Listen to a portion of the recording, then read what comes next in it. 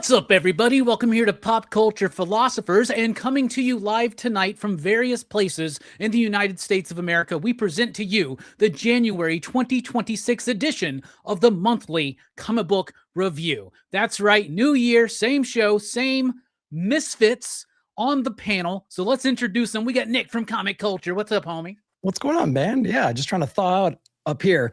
It's crazy, but I'm glad to be joining with you guys. It's been a great month. Can't wait to talk about some books. Heck yeah, man. Everybody's been hit with that winter weather, man. Mr. Freeze, Killer Frost, and DC's other 10 ice-themed villains all got together. But for sure. Breaking away from that ice crew to join us tonight is Stu from Dr. Doom's Fan Club. What's up, homie? I'm not breaking away from any ice, man. I don't think it's gotten over 20 here in like 2 weeks. And yeah, we got like 3 feet of ice on the ground. So still riding out. But yeah, happy to be here with you fellas. If that was my town, dude, everybody would just be, it'd be done. It'd just be over. Like, it would just be like, town's closed, man. It's over. Yeah. Well, the city's almost at that point. So yeah, heck yeah, man. We had like the thinnest little sheet of ice on the roads on Saturday. Shut everything down. Everything down. Yeah, I remember being down in Georgia when it snowed, and like people were just leaving their cars on 85. Do you remember that big snowstorm? Like Chipper Jones was picking up his friends and like four-wheelers. It was like apocalypse. Heck yeah. Probably the one guy who may not be as affected. I'm not sure how far extended this thing was, but it's 9-panel grid. It's E. What's up, homie? Feels like 75 on my phone here, so I'm doing just fine. But you know, I'm curious. Like San Francisco's Northern California, do y'all get snow and stuff up there? Oh no, not even a little. No. Jeez. All right, good for you, man. What's the coldest it gets? Like, what's the coldest temp you've had?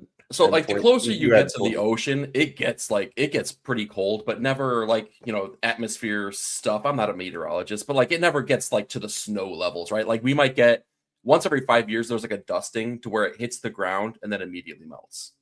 It's the worst it gets. Okay. That wasn't a number, but okay. Yeah. What's the coldest temp you had last year? I mean, it get like at night, it can get into the 30s.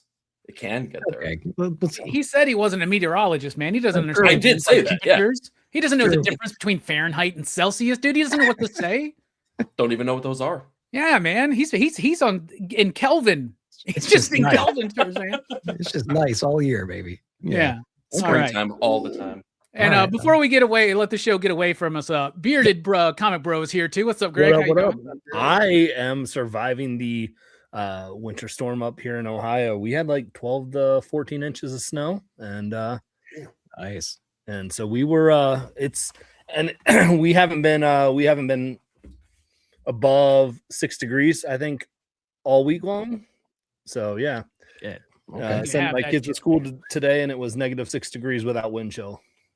Jeez. So in Ohio, we're just like, screw it. Everyone's miserable here in Ohio anyways. Let's just be miserable, go to school, still be outside. Like we shut down for Sunday when it hit. And then everyone else like, let's just go back to doing things. And yeah. Nice. Oh man, it makes sense, because you guys, and you're able to like treat the roads and stuff. Hopefully, yeah, I mean, we're prepared for it. So like, this is the most snow we've ever had though in a long time.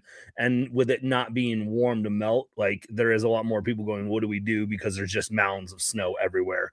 But it's crazy that you were talking about taking the kids to school, because down here, if it was 6 degrees, doesn't need to be any precipitation. If it's 6 degrees, they'll cancel school. Just be like, whoa, that's dangerous cold. It's not like they're going to be sitting outside, man. I think they'd canceled technically on Wednesday because it was cold, but they still said it was because of inclement weather. But today they're like, no, we'll give you a 2-hour delay. I think it went from -3 degrees to 3 degrees. So I was like, thanks. That really helps. That's a very big swing, man. You can get a lot done in that 6-degree window. So we're here to talk about our favorite comic books of January 2026. Last show, we did our final year-end tally. We got the Marvel shill over there. What's up, Stu? Reigning Marvel shill. We'll see what happens. The new tallies start today. Everybody keep up at home. So there you go. Everybody, it's up to you in the chat to keep up with all this. And we expect all that information given to us next December, right? That's what we're doing. Yeah. We're going to take it a little bit easier on Nick today because he did all that, with no fee involved, right? Yeah, right. Actually, he did send me an invoice, but I just... Yeah, he did.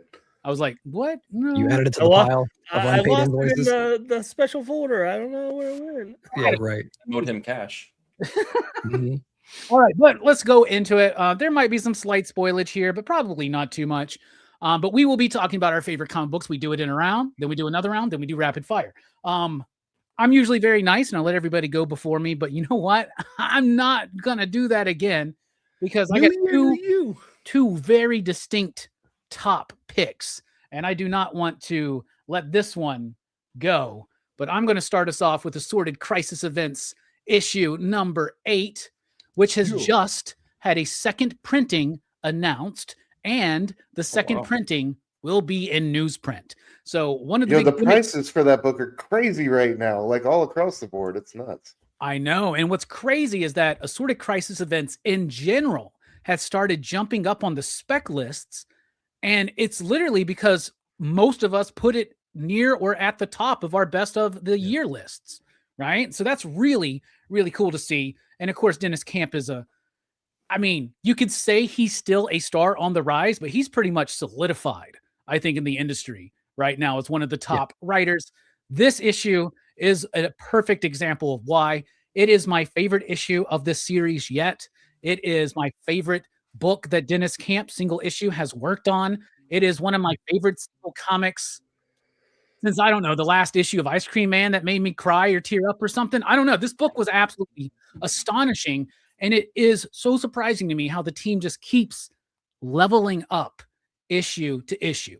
Assorted Crisis Events is an anthology series. Each story is a self-contained issue about a world in crisis through things like space-time reality collapsing in on each other, but also exploring the crises within ourselves. This one is a very loving tribute to the life of Wally Wood. So there is a artist in here. He's a cartoonist, and it is about his story of his career, the story of his family, how he kind of wrecks both his career and his family, gets a little sad, but it gets so poignant, so nuanced. And it's in newsprint to give it that old school comic book type feel. Y'all, they can still do it, but it's also incredibly meta. A lot of Grant Morrisonisms in this issue where you literally have the narrator, the artist himself, telling us, hey, don't turn the page, and you get a happy ending. Then you turn the page, he's like, well, that's cool. And also we're using the idea of what comic books are and the space between. It's all about what's in the gutters, all of the forgotten stuff. I loved this issue. I got to read an early look at it digitally like a couple of months ago. And then when I finally had, and I knew this was going to be a newsprint, when I finally had it in my hand, it is just gorgeous. Jordi Belair has those levels at the exact right pace because it doesn't come across as gaudy. The colors are deep enough that they actually sink into that newsprint and give us a very accurate interpretation of what the colors are supposed to look like. Zawadzki's artwork, and then, of course, Haas on the lettering.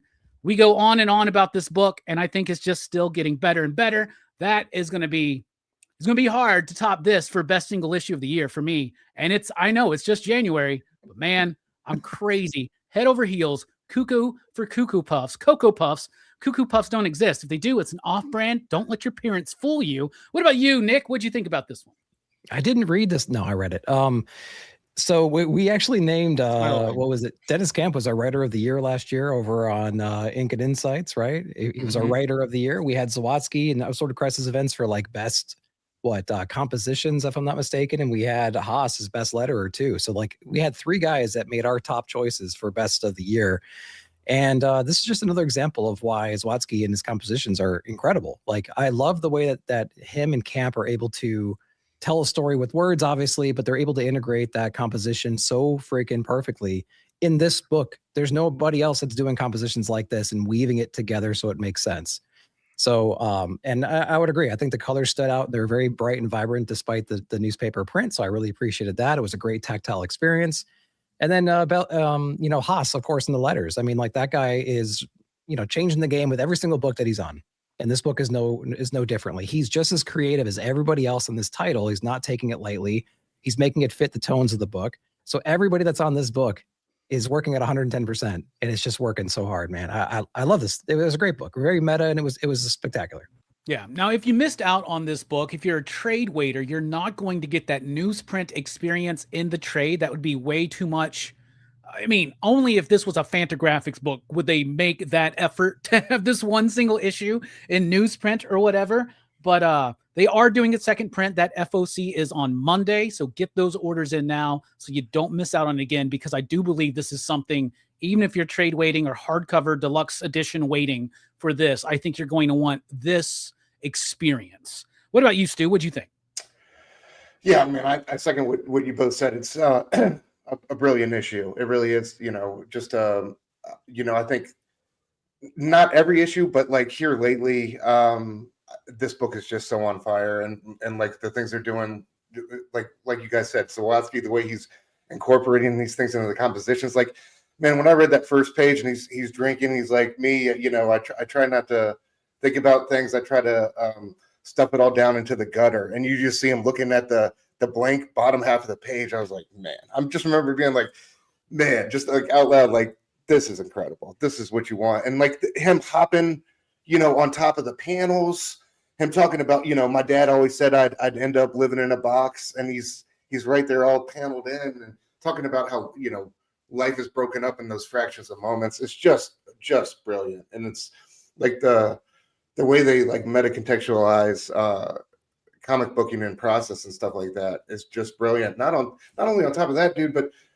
the minute you see this guy's name is Wally and he's drinking, and it's like, oh man, and you key into what he's talking about, it's just like another layer. So I think this is like just a book that's going to be evergreen for all time, and just there's so many things you can come back and revisit too, and just pick up that you might have missed on the first read. But I just I loved it. I love the humor in it, but most of all, I love the way it makes you feel. So I think it's a rare experience these days for a comic to be able to deliver all that and push the boundaries of like what we're doing, on the page. So yeah, it's absolutely stellar. I mean, it's just freaking awesome. Like, yeah. I knew even before I read any of the other books, I was like, I don't think anything's topping this week, right? At least for me. But I'm not caught up on certain things like power fantasy, so I digress. Right. Speaking of power fantasy, what about you, Eric? What'd you think about this issue of Assorted Crisis Events?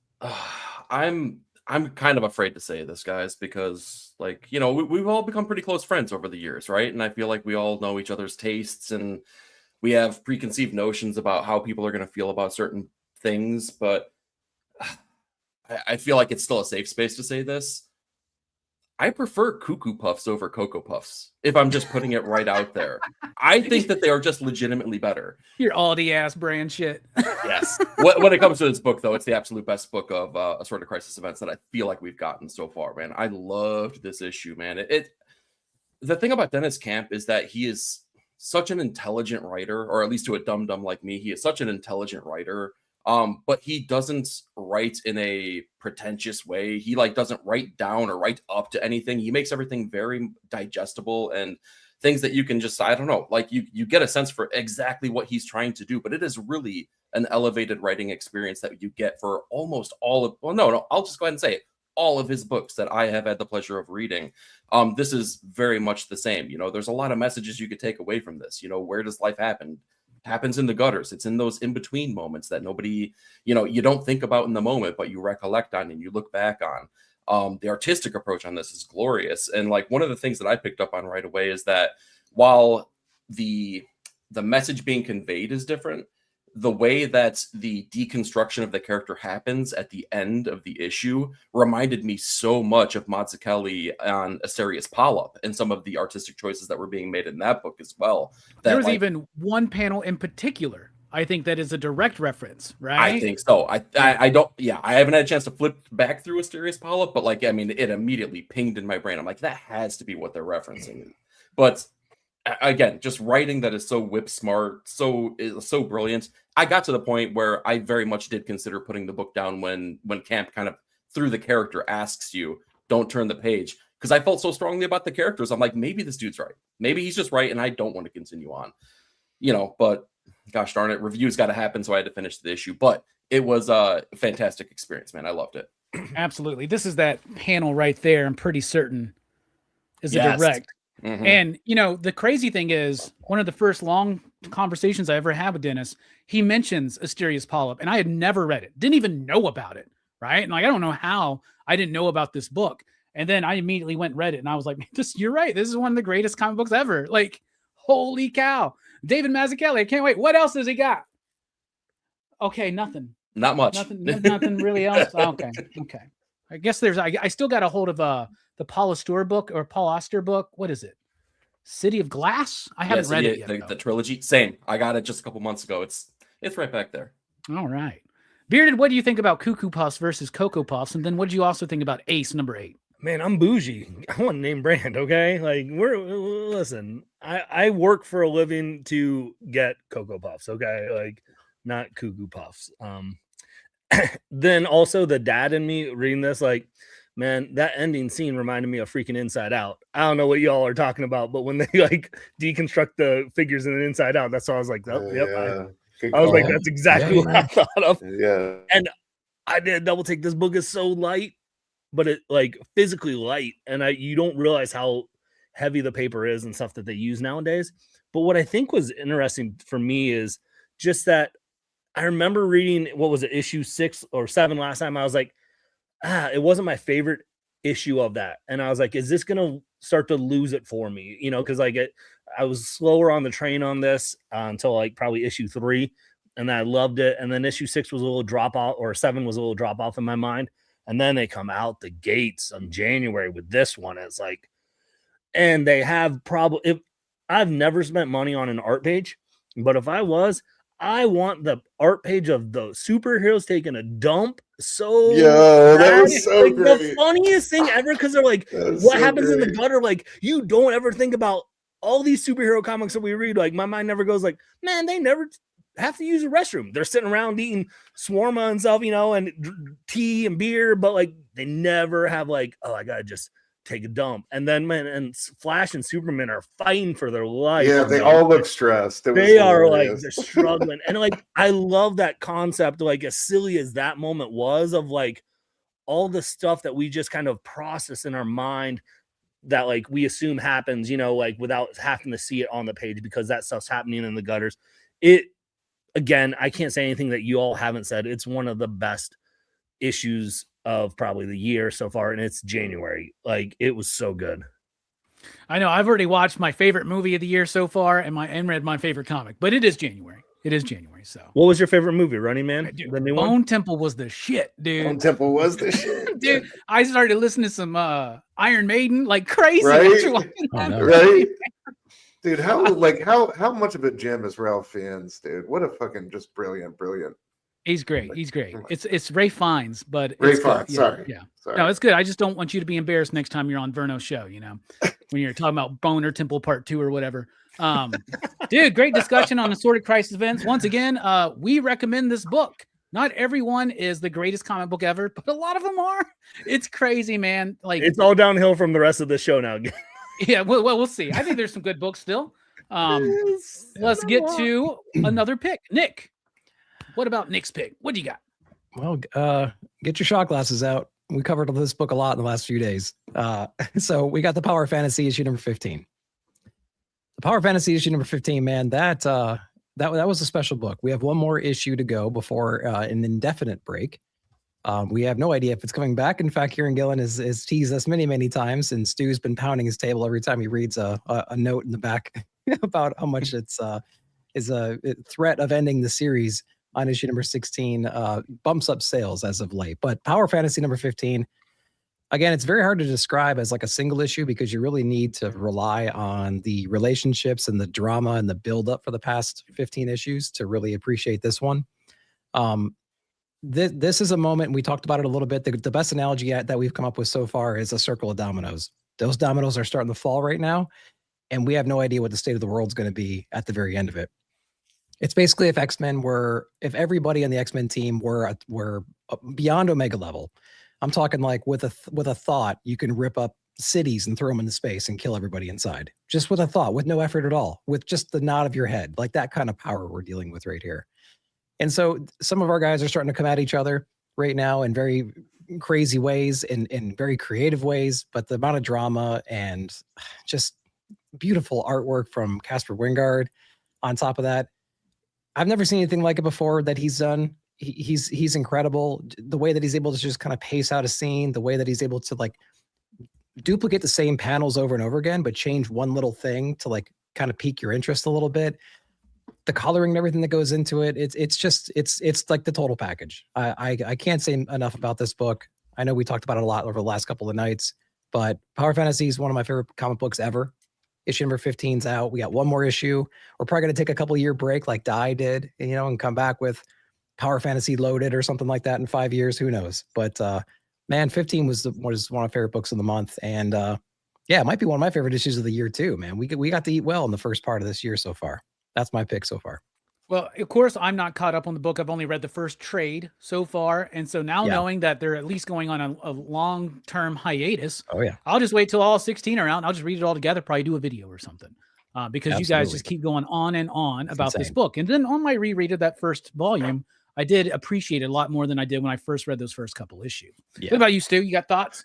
Yeah, I mean, best comic, I think, for me, that's coming out monthly, man. It's been incredible here in these like past 6 months, the way it's gained momentum and the things it's doing storytelling wise, characterization, like Nick said, Wingard is just on another level. I really think this is coming out party. Gillen is, I think, doing some of the best writing of his career on this book. I think it's just brilliant, and it's everything you could want from a superhero book. It's so smart. And the design on it is brilliant. Rion Hughes doing an incredible job. It's just so well put together, man. It's the total package, and I think, we can't talk about it enough. I love that we've all become we've all gone from like casual fans on this thing to like hardcore torchbearers because it's that great of a title. So yeah, can't say it enough. The Power Fantasy rules.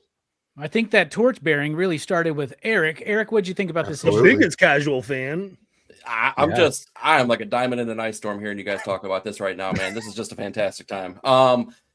Really, really, really fantastic issue. But we say that every single issue, and I think that's because Kieran Gillen is writing for the single issue experience. This is very truly a modern day Watchmen experience. This is a deconstruction of the superhero mythos, if done in today's environment, and he's doing it in a really fantastic way. This issue, there's a character that basically sacrifices themselves to save the world, and in doing so is kind of like transformed or transmogrified into this hellish being, right? And through the manipulation of another character, they still see themselves in God's eyes. But when God goes away, then this character decides, if God doesn't exist, what is the reason for me doing good? And if good doesn't exist, why do I care about any of this stuff? And becomes a really nihilistic character. And through those actions, we get to see one of these superheroes make decisions. I won't spoil anything. We'll go from there. But they're super powerful people, so you know that those decisions are earth-shattering kind of things. So again, like, a fantastic issue. We've talked ad nauseum about Power Fantasy over the last 3 days here, but I'd be happy to keep going. But great issue. Greg, are you caught up on this one? I was going to be. I reread the first volume of the trade. I think I got up to issue 8. And then Robbie is like, I'm not finishing it right now. So I was like, well, I can't do it then. Like, I got to keep the bid up. Like, I was like, here, I want to enjoy comics. And like, I'm ready to invest finally because Robbie and I said we were going to do this. And then he's like, haha, surprise. I'm not going to do it. And so I'm like, well, fine. I got to wait now too. So I would have read this, guys. Like, I probably would have been a torchbearer for it, but because of Robbie's decision making, I'm just you can blame J.R.R. Tolkien then, because I got wrapped up reading Lord of the Rings, and then I read the entirety of Johnson's run on Incredible Hulk before I went back into Power Fantasy. I still have a stack of issues like, I don't know, 6 or 7 through 10 or 12 or something like that, like just sitting over there. Now on top of that the first stack trade right there. So on top of that stack is now Chip Zdarsky's Captain America. I know. I know, man. I just feel like I got to because it's leading into the event. I know. We're all feeling the pressure. Yep. Right. Jabroni made it their pick of the month. Who was that? Who made that pick issue 1? Yeah, and then I remember. And then and I think that person was like kind of talking shit about me a little bit for not liking it. And then I liked issue 2, and then I didn't like issue 3. So I don't know. We'll see what happens when I read it all together. Yeah, we'll see. All right. Power Fantasy, Assorted Crisis Events, 2 picks so far, both Image titles. I wonder why Image was like our #1 publisher last year. Right? Yeah, I don't know. Yeah. Stu, what about you, man? What's your pick for Man, let's keep the Image train going. I'm going to go Beneath the Trees Where Nobody Sees Rite of Spring, #5, written and drawn by Patrick Horvath. Man, this book just makes you say, oh shit, in the best way, right? We get the culmination of events. Just some beautiful storytelling, but here by Horvath. I love, first of all, I love the scene when Monica's digging her brother out. Here you are, what's his name? Danny or whatever. What are you doing out here? With tears streaming down her face. And it's just like, she goes back to the truck. Then she discovers the truth, and you're like, oh shit, what's gonna, like, just one sequence of events after another that completely subvert your expectations. And the way Sam handles it, the way she connects with her in these moments when she like drives off with the truck after murdering that dude. And it was like watching a flower blossom and all that stuff, like her narration over the entire issue as everything is going into uncontrolled chaos is fascinating. It's just brilliant. And I love the way she maintains her cool all the way up to like seeing her dead parents at the dinner table, after the car chase. But I loved everything Horvath did in this one. Like I thought the car chase was so well executed. I love the way he paced it with that old woman, who's just fallen apart after her husband was murdered. In the car, like earlier on, we're going back and forth with those scenes, stuff like that. And then the fucking end, y'all. I mean, spoilers, y'all, but like the shotguns dropping down from the ceiling was not what I did see coming. Sam shooting the sheriff in the head is one thing, but the shotguns dropping down from the ceiling was just like such a fucking incredible moment. And then she's throwing old girl over her shoulder and out the door, and it's like, fuck, dude. I cannot wait to see how this one ends up. This second volume has been every bit as breathless and incredible as the first. It's not dropped one single step, man. Every issue has been just awesome. So continuing to build on the mythos of Sam and everything like that. I can't wait to see where we end up. So when they first announced this sequel, as much as I loved the original, I was like, I don't know if this needs a sequel. I think I was like, I don't want them to like do anything to tarnish the reputation of that first book because it was just flawless, right? This sequel has like been phenomenal. It's been really good. And I'm also really surprised at the escalation of things, man. Like we could milk this, Patrick, if you wanted to, right? This is a successful series, especially for an independent title from IDW, but it seems like the escalation of everything and how Sam's kind of like okay with it, almost like it's all out in the open. It's just like a freeing kind of feeling to her. I freaking love it. I think it's great. And is this the issue that had the Maniac movie poster homage by Tony Fleece? Because I thought that was absolutely brilliant. I think that was this issue. But his covers have been great. Covers. Yeah, his cover's been great. The story was great. And I cannot wait to see Sam in DCKO boss battle next week. If anybody doesn't remember that's going to happen. I forgot that's happening. Yeah, we saw that very I think. Yeah. Crazy. Yeah, so excited for that. E, what'd you think about this issue? Dude, this was such a fun issue, man. And yeah, I'm right there in the same boat. Oh, there we go. There's the variant. Yep, the Maniac, the movie Maniac. That's an homage to that, man. Yeah, that's fire. Nice. Yeah. I was very much in the same boat after I was late to the game. I picked up volume 1 in trade, right? So I read it all in one sitting, and I was like, this is really good.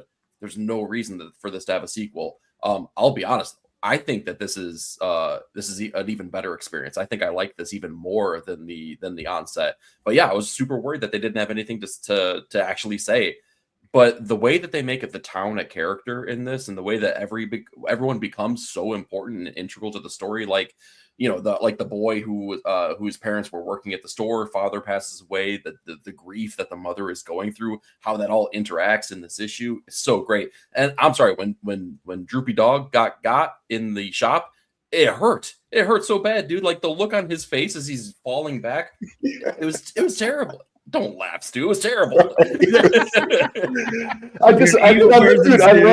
love how all the deputies were right there. They were us in that moment, right? Everybody's just like, what? Oh my God. Yeah.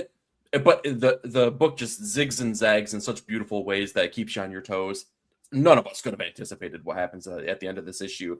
And that's the most exciting stuff about it, because at this point, I definitely don't know what the finale is going to do. Like, I got zero clue. And that makes me really, really excited to see where they go with it. Yeah, one thing that's really cool is they're putting the first volume out in hardcover, along with Rites of Spring in hardcover, and they're offering signed book plates to retailers who order a certain number or more. We will have those at my shop if anybody's interested. Just reach out and let me know if your shop's not going to stock it.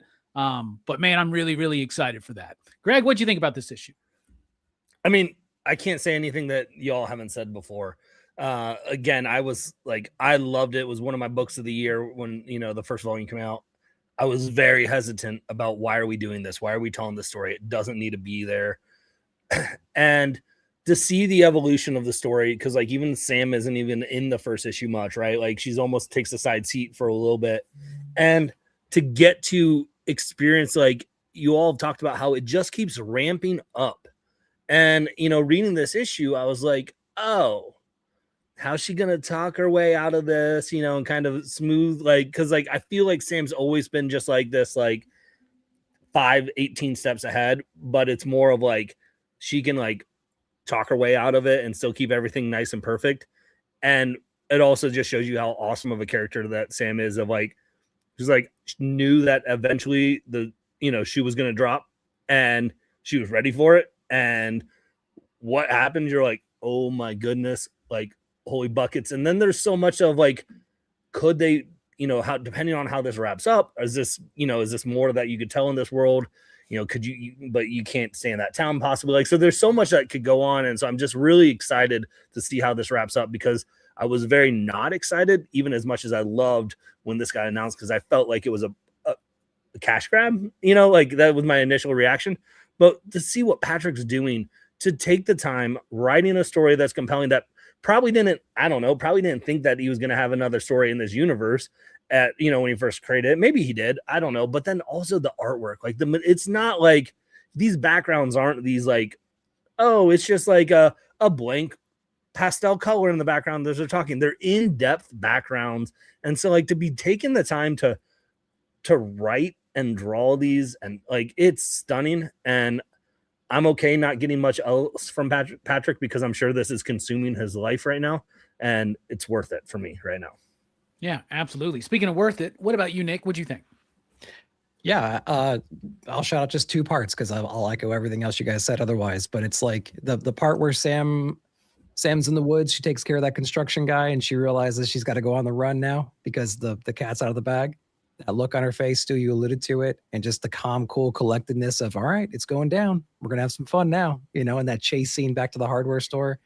Then when she realizes the gig is up, man, right? It's like, then she's reaching for that button underneath the counter, and then everything that happens after that moment, man, those two scenes, I don't think this is as strong as volume number one. It's very strong. I don't think it's as strong as volume number, because I think there's a couple issues where there's a couple things going on where I'm like, okay, this is dragging on, but it was a buildup, right? So we're building up to that part. We're laying the foundation. We're seeing what the whole piece looks like now. And man, I haven't been this series so far, this volume 2 hasn't been this exciting yet. And it's just all about that buildup and everything. So I'm digging it, man. I can't wait. I have no idea where it's going to go. Like Eric was saying, I have no clue where this series is going to go. That's a fun place to be. Yeah, absolutely. Stu, great pick. Great pick. Nobody's disagreed really with anybody yet, really, except for the Cuckoo versus Cocoa Puffs. So that's awesome. But let's see, because usually if anybody could throw a wrench in that love fest that we're having, it could be E. So what Viking Queen, here we go. What you got, bro? There's a couple different directions I can go. I feel I would be remiss if I didn't choose this issue though. The finale of Everything Dead and Dying. It definitely wasn't as fun as Beneath the Trees by any means, but man, what an emotional story, man. It was really so in the same vein as we talked about with Beneath the Trees, everything being a buildup, right? I feel like this series has equal parts been a buildup, but it hasn't been a buildup of the suspense and the tension so much. It's been a buildup of the story of this man who has been living in this town with these zombies, what it's meant for him to maintain the status quo, what it's meant for him to maintain his family that he struggled and fought to have to begin with, and now see everything torn asunder. I can't say that I've had the experience that I had with this particular comic in quite a while, man. This is one that made me, grab the tissue box, man. I definitely shed a couple tears when I read this, man, because being a person that has a family, a person that, has a child in particular, your brain can go to difficult places very easily, especially when you see this kind of things in the media that we consume, whether it be comics, movies, or television. I've become a much more empathetic person as I've become older and as I've gotten that family, and to see the events transpire the way that they have and the way that Tate Brombell conveys them throughout the series and in this issue are flashbacks to the past, and seeing all the things that our main character Jack had to go through and how it's transfixed with the events that are happening in real time as he is dealing with the people that come in and destroy everything that he's built up, that status quo.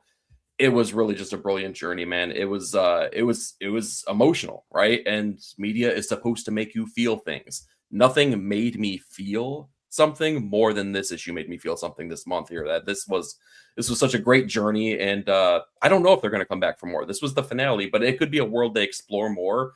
I hope they do, but I'd be happy to take a break after having to catch my breath a little bit after this issue.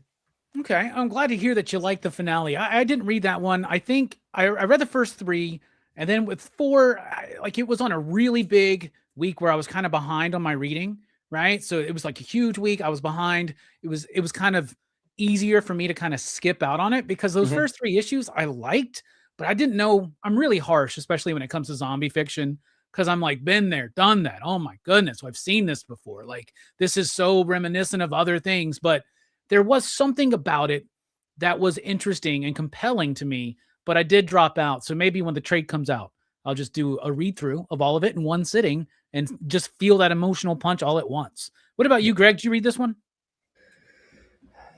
I read the first issue. I liked it a lot, and I thought it was a good concept in the first issue, but I thought it should have been a one shot, and so I didn't read anymore. So apparently I'm like Robbie.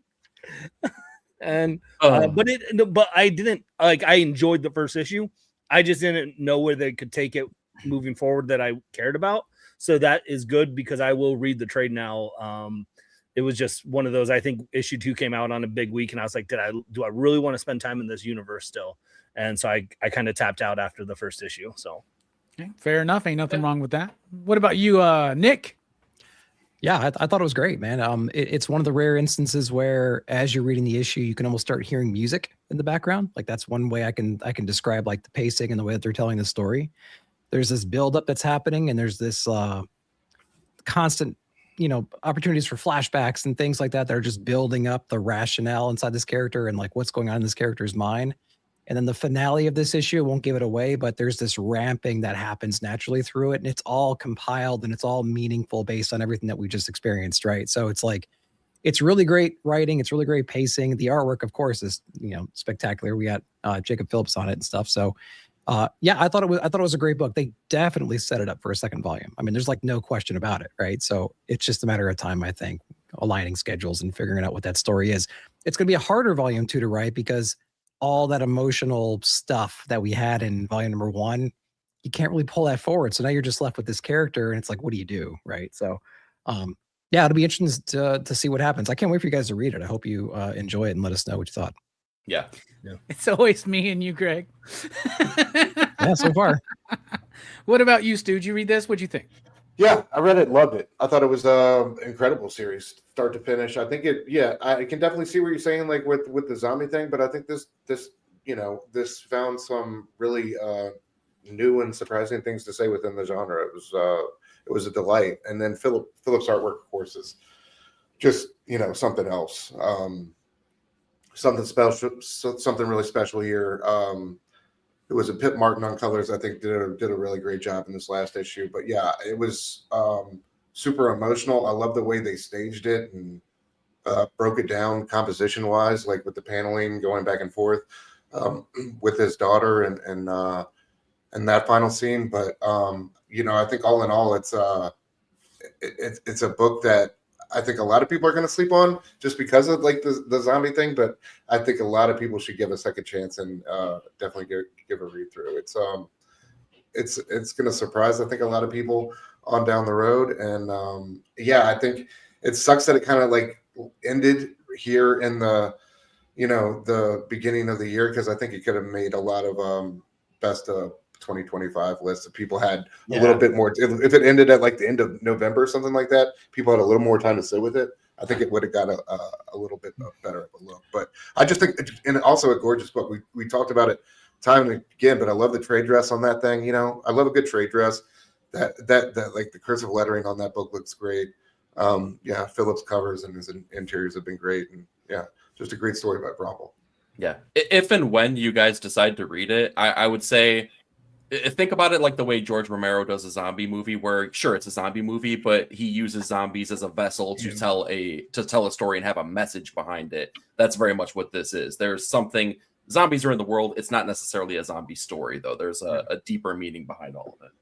I think like I said, I like the first issue. I think part of the reason I kind of tapped out, though, I was very confused in reading the first issue of how much it was jumping back and forth of like the kind of what's real, what's not at first. And so like it took me a while to get into it. And so I think because of that, I kind of was like, I need to just not read this in single issues and kind of live with it. Yeah, because all that evaporates there in the second, third movie. Okay. Forward. Yeah, they touch on it again a little bit later, but like you understand the assignment then, and it turns into like a poetic, beautiful thing instead of like, a confusing thing because you're kind of used to it at that point. Yeah. So yeah, I could see that. So I'm looking forward to it. So I was on board and as part of this love fest too, until Eric felt the need to explain to me social commentary used through zombie fiction and George A. Romero's part in that. So now I feel a little bit condescended to. He explained it to you, and now I may not read it out of spite because I'm that kind of a guy. Okay, so Right. Wouldn't be the first time you didn't read one of my books, though. So I got a thick skin. I'm just saying. I'm like, does he know who the fuck he's talking? He must. That's gonna be funny. Like every time you see it, Greg. Every time you see it on the shelf from now on, you're gonna be like, man, fuck Eric. Robbie, to save Eric on this one, he was talking to me. He's like, I bet Beard has never watched a George Romero film. So like, let me explain it to you. So I'll take the heat for that one. He wasn't explaining it to you. He just didn't want to say, hey, Greg. He was doing it just naturally. I love that you watched Fulci City: The Living Dead before you watch a Romero movie. That just cracks me up, man. Your horror, like diving That's in is awesome. like so fucked up right now. This is because of you. This is what you do. Yeah, it is because of me. Heck yeah, that was a good pick, Eric. Was it though? Well, yeah. Okay. Did you know that in Dawn of the Dead they're at the mall and it could be like about consumerism? Like that's crazy, man. Anyway, Bearded. This is where things might go off the rails. Well, so far we got 3 Image books, 1 IDW. What do we got? Boss Battle's not out yet, so it can't be that. So, Bearded, what you got? So here's what I love about going after E. He kind of opens the door for me to take a swing because it's already happened. And I'm gonna do this. I read this, and as I read it, I said, you know what? I'm probably gonna make this one of my picks because I knew going last, you guys were gonna steal all the picks that I was gonna have. So I am not a Marvel shill, but I am a Marvel shill for #1 apparently because I really liked Iron Man #1. And before Robbie says anything of this is a story that they've already told before, I didn't like it because this is the 19th time they've said this. This is the first Iron Man comic I read. And then Joshua Williamson, I trust. I thought the idea of, because it starts out with you're having the classic Iron Man building it in the cave, and I was like, oh, are they retelling like an origin story? I was like, this is not what I want. And then you hop in to find that they're trying to find people that, like, we don't need you to build us something. We need to find the next Tony Stark. And like that whole concept for me, I liked it. I had fun with it. I've never read anything solo Iron Man. I've read stuff that he's in of all these other things, but I thought for an opening issue for someone who's never read it but has a concept of who he is as a person, I liked it, and I'm not afraid to say it. I trust Joshua Williamson, so yeah. All right, Most Dope Comics says that your impersonation of me is spot on, so that's nice. That's cool.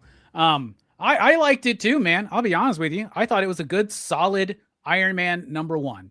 The last few Iron Man series have not been to my liking whatsoever. Okay, now I first started reading comics in like the 80s. It was like 86, 87. And I was reading John Byrne's Superman. I was reading whatever's going on in Fantastic Four and Amazing Spider-Man at the time, right? Web of Spider-Man. No Batman. Like my stepdad didn't really read Batman, right? He had Savage Sword of Conan. He would get Fantastic Four. He got Amazing Spider-Man and Web of Spider-Man and sometimes Spectacular. And he would get Superman titles, right? But that was pretty much it. But Fantastic Four was the one that I always really just kind of took on. Like I was big into the space program.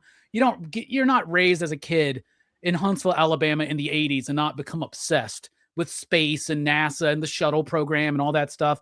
Fantastic Four just really spoke to me. And that was the very first comic book that I started collecting and following. And I've never stopped. I've just been Fantastic Four's had some really shitty runs. And I've struggled through all of them. Chris Claremont, I'm looking at you. But I've struggled through all of them. And then the second book that really appealed to me was Iron Man. And so I tried to do that with Iron Man, and I did that for years. I would read Iron Man, no matter how bad it got or whatever. And I'm glad I did, because it was the first time I ever saw artwork from Jim Chung back in the day during the Crossing era, where Tony Stark went crazy, killed some Avengers. They had to go back into the past to get a young Tony Stark to come into the present day to take over for the evil adult Tony Stark. And so all of a sudden now we had a kid Tony Stark until Onslaught wiped all that out, and they just never really what? No, he wasn't a kid. You're crazy. What? Wait, we didn't do that. So in other words, Iron Man's had some really shitty runs, man. It's really been up and down, man, really bad for a long time, especially in the modern era. I just couldn't get behind. Even I liked the Dan Slott run at first, then it lost me. I was excited for Bendis, completely lost me. I guess Iron Man thinking he's going to be Dr. Doom for a year could be cool. That sucked too. Dr. Doom's eating potato chips. Stu, does Dr. Doom eat potato chips? He does not. No, he does not. He does not. How's he going to eat the motherfuckers in the first place? Well, he wasn't wearing his mask. He puree them like everything else. But still, the grinder. There's a slit, right? That's a chip slit. Yeah. But that's beneath Victor to eat fucking American potato chips. You know what I'm saying? Maybe some crisps from the UK or something like that.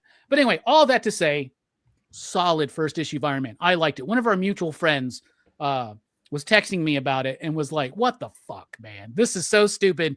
Because what he said it was, so at the end, they find out that Madame Mask has kidnapped all the people that were up for that award. He's like, why did nobody make that connection until the very last possible fucking moment? He's like, that's so stupid.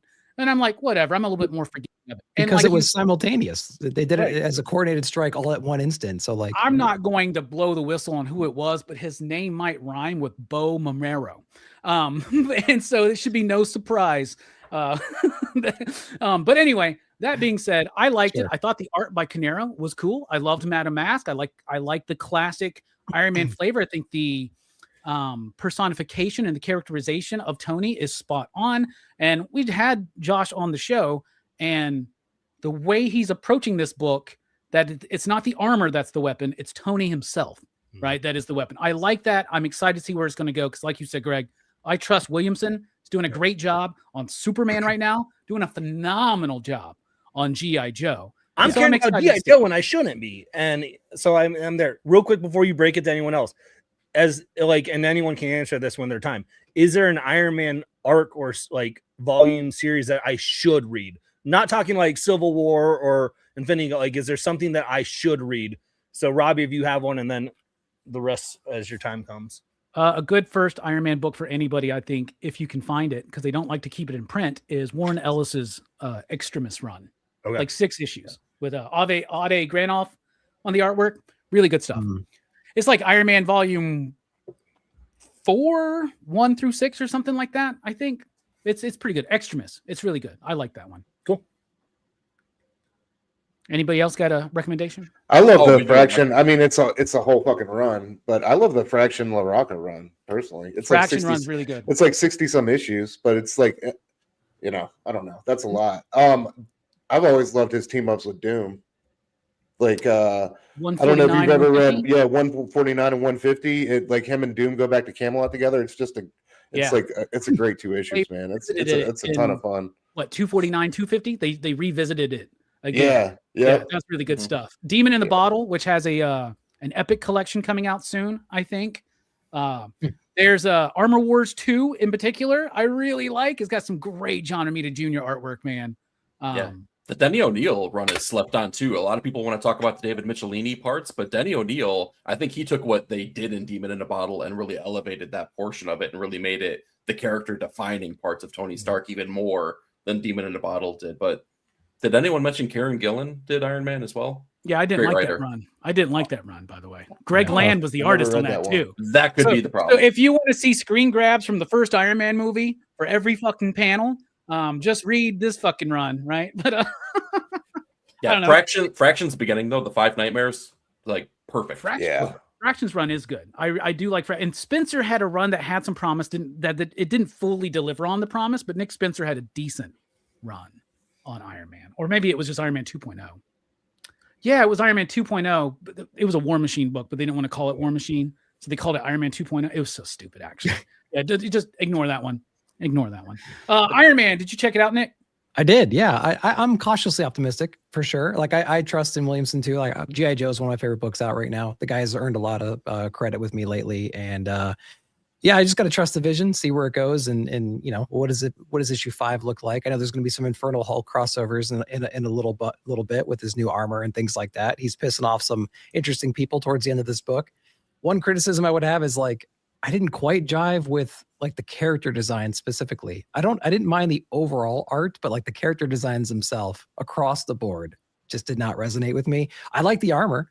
When the armor was showcased, flying around, doing some cool stuff, I dug that. The story, again, I'm gonna have to let it mature a little bit, but yeah, I'm optimistic that he can turn this around. And looks like he's got a decent team around him. So we'll see what the first volume brings. Heck yeah. Hey, Greg, you got some really great recommendations in the chat, by the way, for some Iron Man runs, including from some people who are currently working at Marvel Comics. So, from the horse's mouth. What about you, Stu? Did you check out Iron Man #1?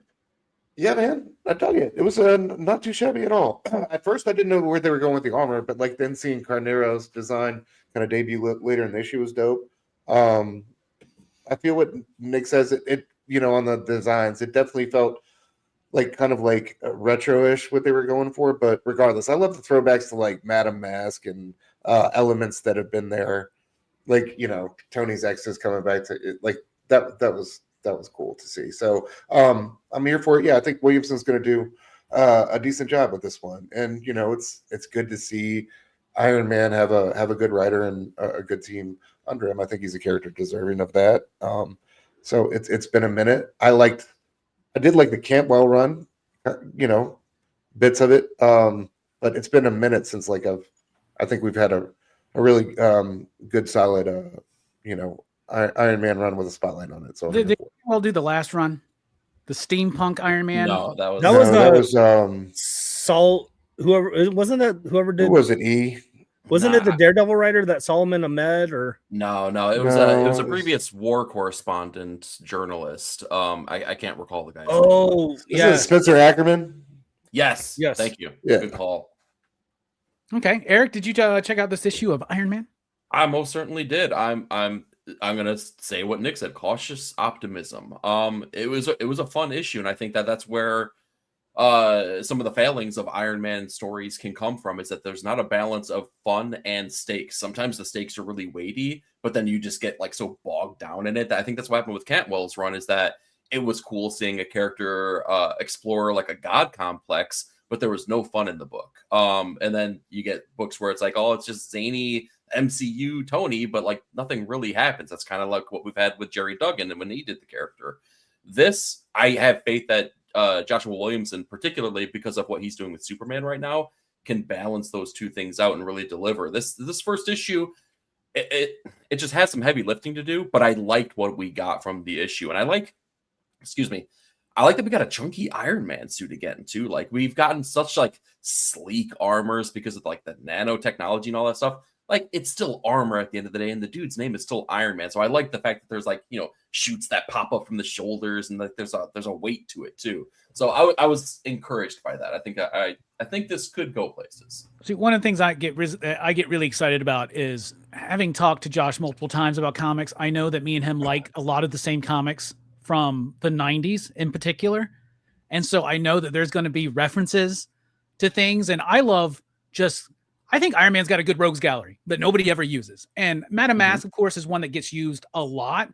But just the fact that this opened up with a little adventure where he's going up against Blizzard, I love that. Like, I was like, oh my God, it's Blizzard, man. I want to see the living laser pop up. I want to see the controller pop up. I want to see Ultimo. Like, I want to see all of that stuff. I want to see Rhodey involved. Like, I love the world of Tony Stark. The problem with a lot of the runs in the modern age for me has been because of the success of the Iron Man films and the MCU, it's affected the book. It affects the way people write the character, and it affects the way that they write his villains and his world. And I think that not quite as good for me, but I think Williamson's going to go into more of a pre-MCU iteration of the character. And I want to just iterate. I like this issue. I've heard multiple times like it has potential to continue. We'll see where it goes in 5 issues. I'm not saying I'm picking it in 5 issues. I'm saying I like this issue. So I don't care what happens later. No, you like the whole run. You already said it. I feel like you guys are grading it. I feel like you guys are grading it on what could happen. It's on the sheet. Everybody seemed positive, man. Yeah, we're all I'm here for it. Yeah, I'm here for issue too. It ain't our For fault sure. that you put the first leg forward in the Marvel Shield run. Okay? Listen, I wanted to do it. I wanted to take it, open the gates, so that way then Stu could do what he wants to do. I knew I could sense Eric and Stu both were just like, I want to share a Marvel book, but I just can't. I don't want to open. So I was like, I'll take that burden. I'll sacrifice. And Greg is walking so we can run. That's what he's trying to say. So you're welcome and enjoy the next Marvel round here. So I mean, not even a rapid fire round 2, bro. Round 1 Marvel pick. Round 1. I know, let's start off first month, man. Let's go. That weighs dude. a lot more. Yeah. Yeah. What's crazy is I told y'all I had a Marvel book on my list somewhere, but it wasn't Iron Man #1, which is crazy. So, okay. Because I figured Greg or somebody else would I was like, oh, it's going to be Greg's first Iron Man book. He's going to be like, holy shit, like baby's first Iron Man. Yeah. That's my only knock on the book. It wasn't in a smaller format with the hard pages. So I could like a little golden book. Yeah. Like I would buy it. Like, Good night, Iron Man. I do love to send me whatever your number ones are, and like, here, let's get Baby Bearded's first Marvel book, like, and I love it. So I do like his little flying motorbike that turns into his armor. That's pretty cool. Right. Yeah, that was dope. That was dope. And I think you're gonna have those fun things, like, because that's what Joshua Williamson did with the Batman tech stuff. I think he can have a lot of fun with the Iron Man tech stuff. So I'm in. Heck yeah. All right. Time for round 2. Everybody, this is where it's going to get interesting. For my round 2 pick, I'm going with Oni Press, and I'm going to say Spirit of the Shadows. Sure. Just dropped yesterday. I don't even think I have to tell y'all anything, except I just have to show you. Look at this. It's let me make myself bigger here. Okay. Look at that. Look at that artwork. Look at those colors. Look at this crazy psychedelic version of the afterlife that is filled with influence and tributes to Steve Ditko and Jack Kirby and just some of the coolest stuff from the psychedelic Marvel age. I loved the hell out of this book. So this is done by Nick Cagnetti and his homie Daniel Ziegler. We had Nick on the show before. I got to meet him in person. I've got to meet Daniel too. They were talking to me about this book, and this was when he was releasing Pink Lemonade, which to me is a fantastic book. I feel a lot of Mike Allred influence in his work. Even with the character of Pink Lemonade, that influence is still here because this is a character who is dead, wakes up in the afterlife. There's the realm of shadows. There's the realm of spirits. He's dressed up in this crazy costume. He has no idea why. He's got a violin that he uses to like as a weapon. So it's got a little tinge of the weirdness and even certain character traits from Umbrella Academy, for instance. But I loved it, right? When I was describing it, somebody said, sounds more like Spawn. It's more like Madman, right? Because Madman like wakes up, he's like this positive hero, but he doesn't remember this dark past. And then at the end of the book, we get that hook of what's going on. And he finds out that this woman that he's trying to help in the afterlife, he's directly responsible for her death. Yep. And man, I just loved it. I mean, the story could have been nonsensical and it still would have been something to take notice of just because of the artwork. But man, I was so impressed with the strength and the boldness of the direction in the first issue. I thought it was great. I think Nick Cagnetti is a great, brilliant mind when it comes to comics. Daniel's super cool too. Cannot wait to get together with them again and have a conversation, especially after reading this. Easily my pick of the week and my second round pick. How about you, Nick? Did you check out Spirit of the Shadows? Oh yeah, dude. Yeah, I definitely checked it out. I missed out on Pink Lemonade. I think I got all the issues, but I didn't read them yet. And so I'm like, oh, I got to jump into the here because I know we're going to be talking about it. I love all the flashback scenes that remind me of like a Dan Klaus or like Tom Scioli's aesthetic in a way. You know, it has a really cool vibe to it. I actually had to read this book about 3 times to get the story because I was like, he's supposed to be like a hero. Because I think they're talking about him in solicitations as like the next hero. It's like, well, what's the heroic thing that he did in this book? Like besides try to help this woman inadvertently, you know, kind of get through her troubles in the demon world or the shadow realm or whatever it is. Anyways, like now that I understand like fully what the story is, I'm like, oh, this is pretty dope. Like he's trying to bring back the woman he loves. He's going to extra lengths, like a Frankenstein's monster kind of a thing, right? Like he's going too far, but for the right reasons in his own mind. And so now he has to pay for the sins of those actions. And I thought it was a really cool idea behind all that. Like aesthetically, it's gorgeous. It's beautiful, very bright and vibrant. And yeah, I'm along for it, man. I was surprised about this one. It's crazy because it's such a dark book. Like when you do dive into what that story is and the character, but the book is so bright and vibrant. And it has that, like, if you've ever read Doctor Strange by Steve Ditko, it feels like that, dude. Like in certain elements, man. I absolutely love it. I think it's amazing, dude. A little bit of Allred, a lot of Ditko, Kirby, Daniel Klaus, like you mentioned, just kind of Charles Burns. Yeah, you get all so freaking for sure. Another thing Nick Cagnetti did is there's some podcast about Spider-Man or something, and he's been commissioned to do these thumbnails for this podcast. So if you look up Nick Cagnetti Spider-Man, you'll see a bunch of them on like Google image search or something.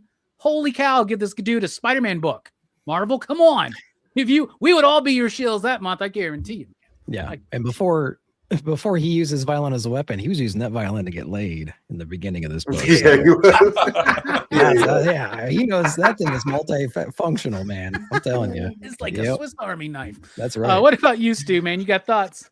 Yeah, I had high hopes for this one. Like Nick, I was late to the game on Pink Lemonade, and ever since seeing what he did in that book, I wanted to make sure I was kept an eye out for what he had coming next. Shout out to Oni, doing great things right now. I love that publisher. This book floored me, dude. I thought it was like, the art was every bit as amazing as I thought it was going to be, and even more so. The colors, like you guys said, all the influences you get reading it. It's just like, especially like you said, dude, that Madman feel that was just like all over that book and spirit, and then the story, like towards the end, I love the old lady turning into the Helena Hextress. Like the names are so cool. It's got that pulpy horror sci-fi thing going on. Yeah, man, it checked all the boxes. I just super weird, super awesome, and just every page you're gawking at, drinking in the detail, because there's just so much to enjoy. So I don't know how many issues total we have, but I can't wait for issue 2 coming next month. Heck yeah. What about you, E? You got thoughts? Yeah, I had a feeling this book might come up, so I read this and I just finished it right before we jumped on camera here today. Yeah, I had a heck of a time with it. I can't really say anything different than what you guys have said. I love the artistic influences that are really just like they're wearing them on their sleeve. It was particularly cool though when you see those from page to page, like make that jump, because I think Nick, you had called out like the Scioli influence, and when you see it get to that sketchier, more like a color pencil look to the colors on it. I mean, yeah, that's the first thing that popped in my mind. I'm like, oh, this dude's doing Scioli. I totally see that. It was really fun. It was unabashedly classic, and I kind of like that about it, because being that we read modern books, it's so easy to fall into something that could be a little bit, I don't know, tired, a little bit outside of the scope of what we find enjoyment from. And this didn't do that. It felt classic, but it felt fresh and bold and exciting, artistically and narratively as well. So I dug it. Heck yeah. Greg? I missed it. I was at the shop today looking over are there things I missed? I saw it. I didn't see it was Oni, and I didn't see it was Nick, and I'm regretting it. I'm going to go back and pick it up. You guys all loved it, so I'm probably going to hate it, but I'm still going to read it. So that's what you guys do. I have my Pink Lemonade trade. I'm still need to dig into that, but I love his art style, so I'm here for it. Heck yeah. All right. I would recommend definitely checking out. It has sold out at the distribution level. Shops will probably still have it. I still got plenty of them. We ordered heavy on it, and because I knew I would push it. And also it was returnable, so there's no reason for your shop not to really have it. You know, I'm just not trying to call out any shops, but just trying to say. But there is a second printing that was just announced as well. So it's always good when Oni. Well, if I can't get it at the shop, I'll send you a message. Heck yeah. And you're right, too. Oni's doing some great stuff right now. Crownsville is one I'm really liking from them right now as well. So they're really putting in, they've become more than just the publishers of Rick and Morty. So that's cool, man. It's kind of giving the flair of what Oni used to be. The Bob Shrek era. Bob Shrek days, baby. Let's go. Heck yeah, man. All right, Nick, round 2. What's your pick? All right. My pick, guys, it was totally a date. We got Batman issue number 5. Yeah. Yes. I freaking love that issue. Yes. We talked about like our favorite issues of the year so far. Like that's in my top 2 right now, probably favorite issues of the year. And there's no Batman in it. It's Bruce Wayne picking up the scientist. I forget her name. Forgive me. The scientist chick. Thank you. And it's every interaction that they had in the first couple of pages, her just getting into the car. You dressed up. Is this a date? He goes, I'm dressed. You know, and he hands her a little thing, and she's like, "What is this?" And he's like, "It's not a. It's just this constant like tripping up of like, is it a date? Is it not?" Turns into this getaway thing with ninjas, and we have a new villain and everything else, and like, the story was just so fun, and there was no Batman in it. I never thought that could happen, and like the revelations at the end, you know, when Damian comes up and stuff, and like that interaction. It was awesome. There was some great scenes where he's kind of like rolling up his sleeves and he's about to take on some thugs and stuff like that. Like the action was on point. The pacing was great. The dialogue especially got me, I think. So, man, this book was just so fun. Introducing a new villain, I guess. And that was like the least of my concerns at the moment, really. Like that's the least fun I had throughout the issue. It was everything else. Conversations and just how dynamic the whole entire book was. So, guys, it was a date. And I wish I was part of it. Great book. Dude, what a great issue of Batman. I'm loving Fraction and Jimenez's run so far. I'm really digging it. And it's not because, it's so cool that Vandal Savage is the commissioner. It's so cool that Poison Ivy's about to become the mayor. No, I think that stuff's dumb, right? I'm like, I don't care about any of that. But man, the book has an energy, right? And Jimenez has worked on this book for years now. We've seen him work with top tier talent like James Tynion. We've seen him work with Chip Zdarsky. None of them have given him, I don't know, exactly what he needs to really, truly shine, man. And like, it's so dynamic. It's so kinetic. You get Windburn reading this issue, right? Like it's just fast and it's so cool. And everything, the way that Jimenez is focusing in on the gadgets and how they're all working. It feels the way Batman should feel. If detective should be more of the detective, slow burn kind of plotting kind of thing, like, you know, like even like the Ron B run, which was great, but Batman should be the big superhero-y bombastic one. And dude, that's what we're getting. And we're getting it like crazy. Issue 5 was the best one so far. I loved it. And we've seen date issues in Batman. Recently, we saw a double date issue a few years ago, right? This kills it. This is awesome. That double date issue was pretty good though. Still, I like that one too. It's okay. It's okay. It's okay. It's okay. Stu, what do you think about Batman number 5?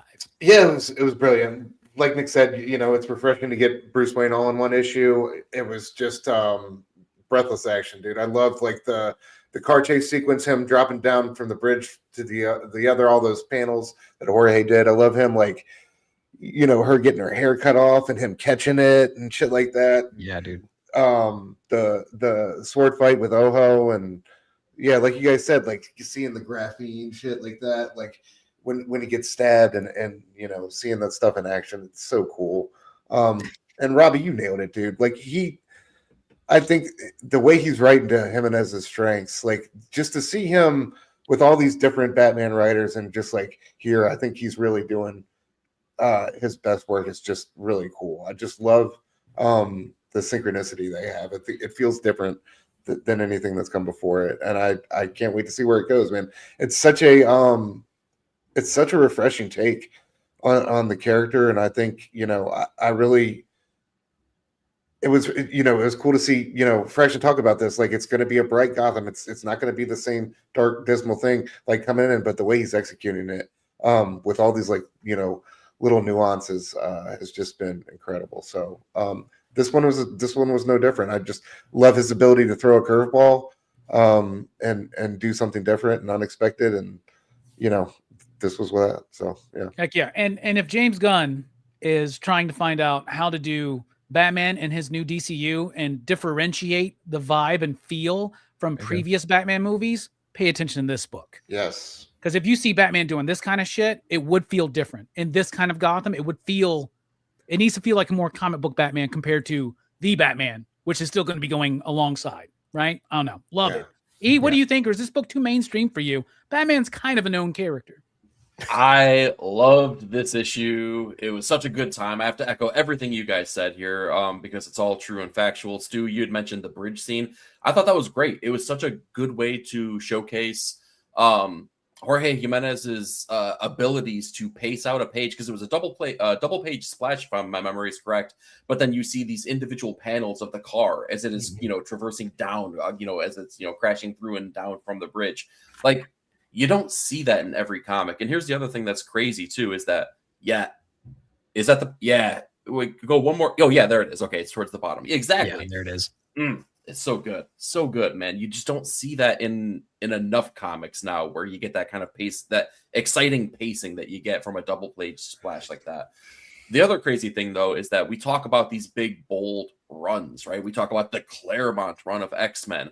And when we do that, we're usually talking about the writer, right? We talk about the Hickman run on Fantastic Four, which had multiple artists. Why are we not talking about the Jimenez run of Batman? Because he's been there through multiple artists right now. He is like the premier Batman artist that has been on the book just forever and ever and ever at this point. Like, we should really be looking at this time as the Jimenez run of Batman. Like, I think that is deserving with what he has done with the character and the way he's also been able to reconceptualize for each individual artist or writer that he's had the pleasure to work with as well.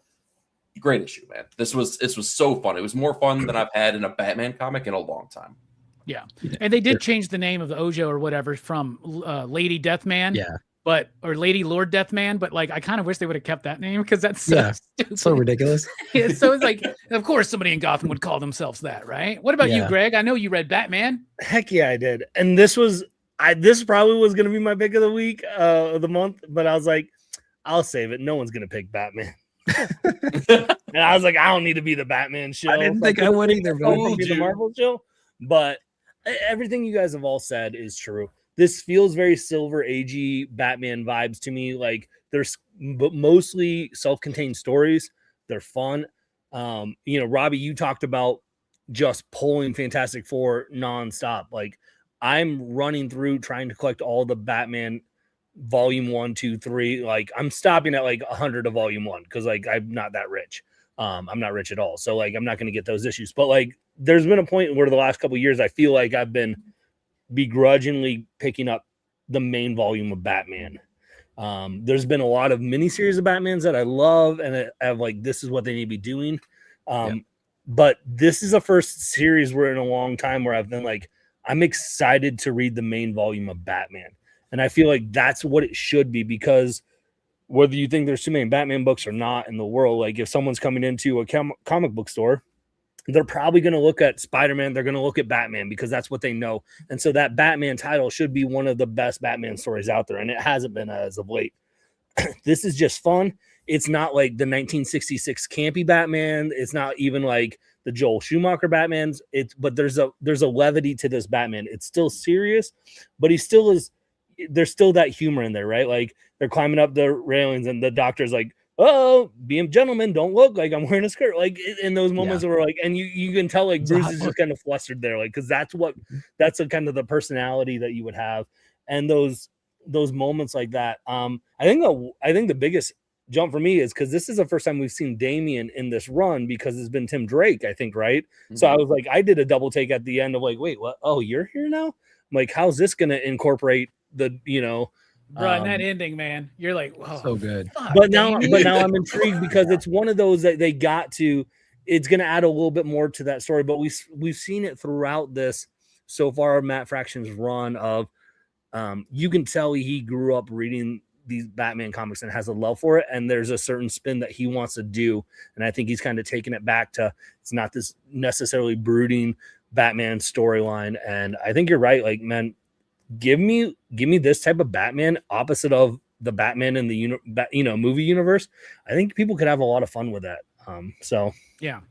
Fun's the word, man. Jorge Jimenez is finally given fun Batman to draw, and that I think is one of the biggest differences, and why it's elevated so much, man. Man, we also got a Lord of the Rings crossover, man. His body armor, it's ethereal. So there you go. We're good. And read that if you have the issue. We got a Lord of the Rings scholar on this panel. If you flip through it again and you have it in front of you, the third bullet point is it's moisture wicking. So there you go. Yeah. Okay. There you go. I like that. All right, Stu, round 2. What you got? All right. Man, I'm gonna stay on the Batman train and be a shill for the book I love so much. Absolute Batman, number 16. Dragotta back on the artwork. The job they've done with these crossover issues between Diana and Bruce on both sides of the ball with Wonder Woman and now Batman have been superb. I love the way Snyder impeccably wrote Diana throughout this issue. I thought it was just spot on. Just a brilliant issue, though. We kind of knew this was coming, that Bruce was going to make the move and ask Diana for help and finding some way to transform Wayland back.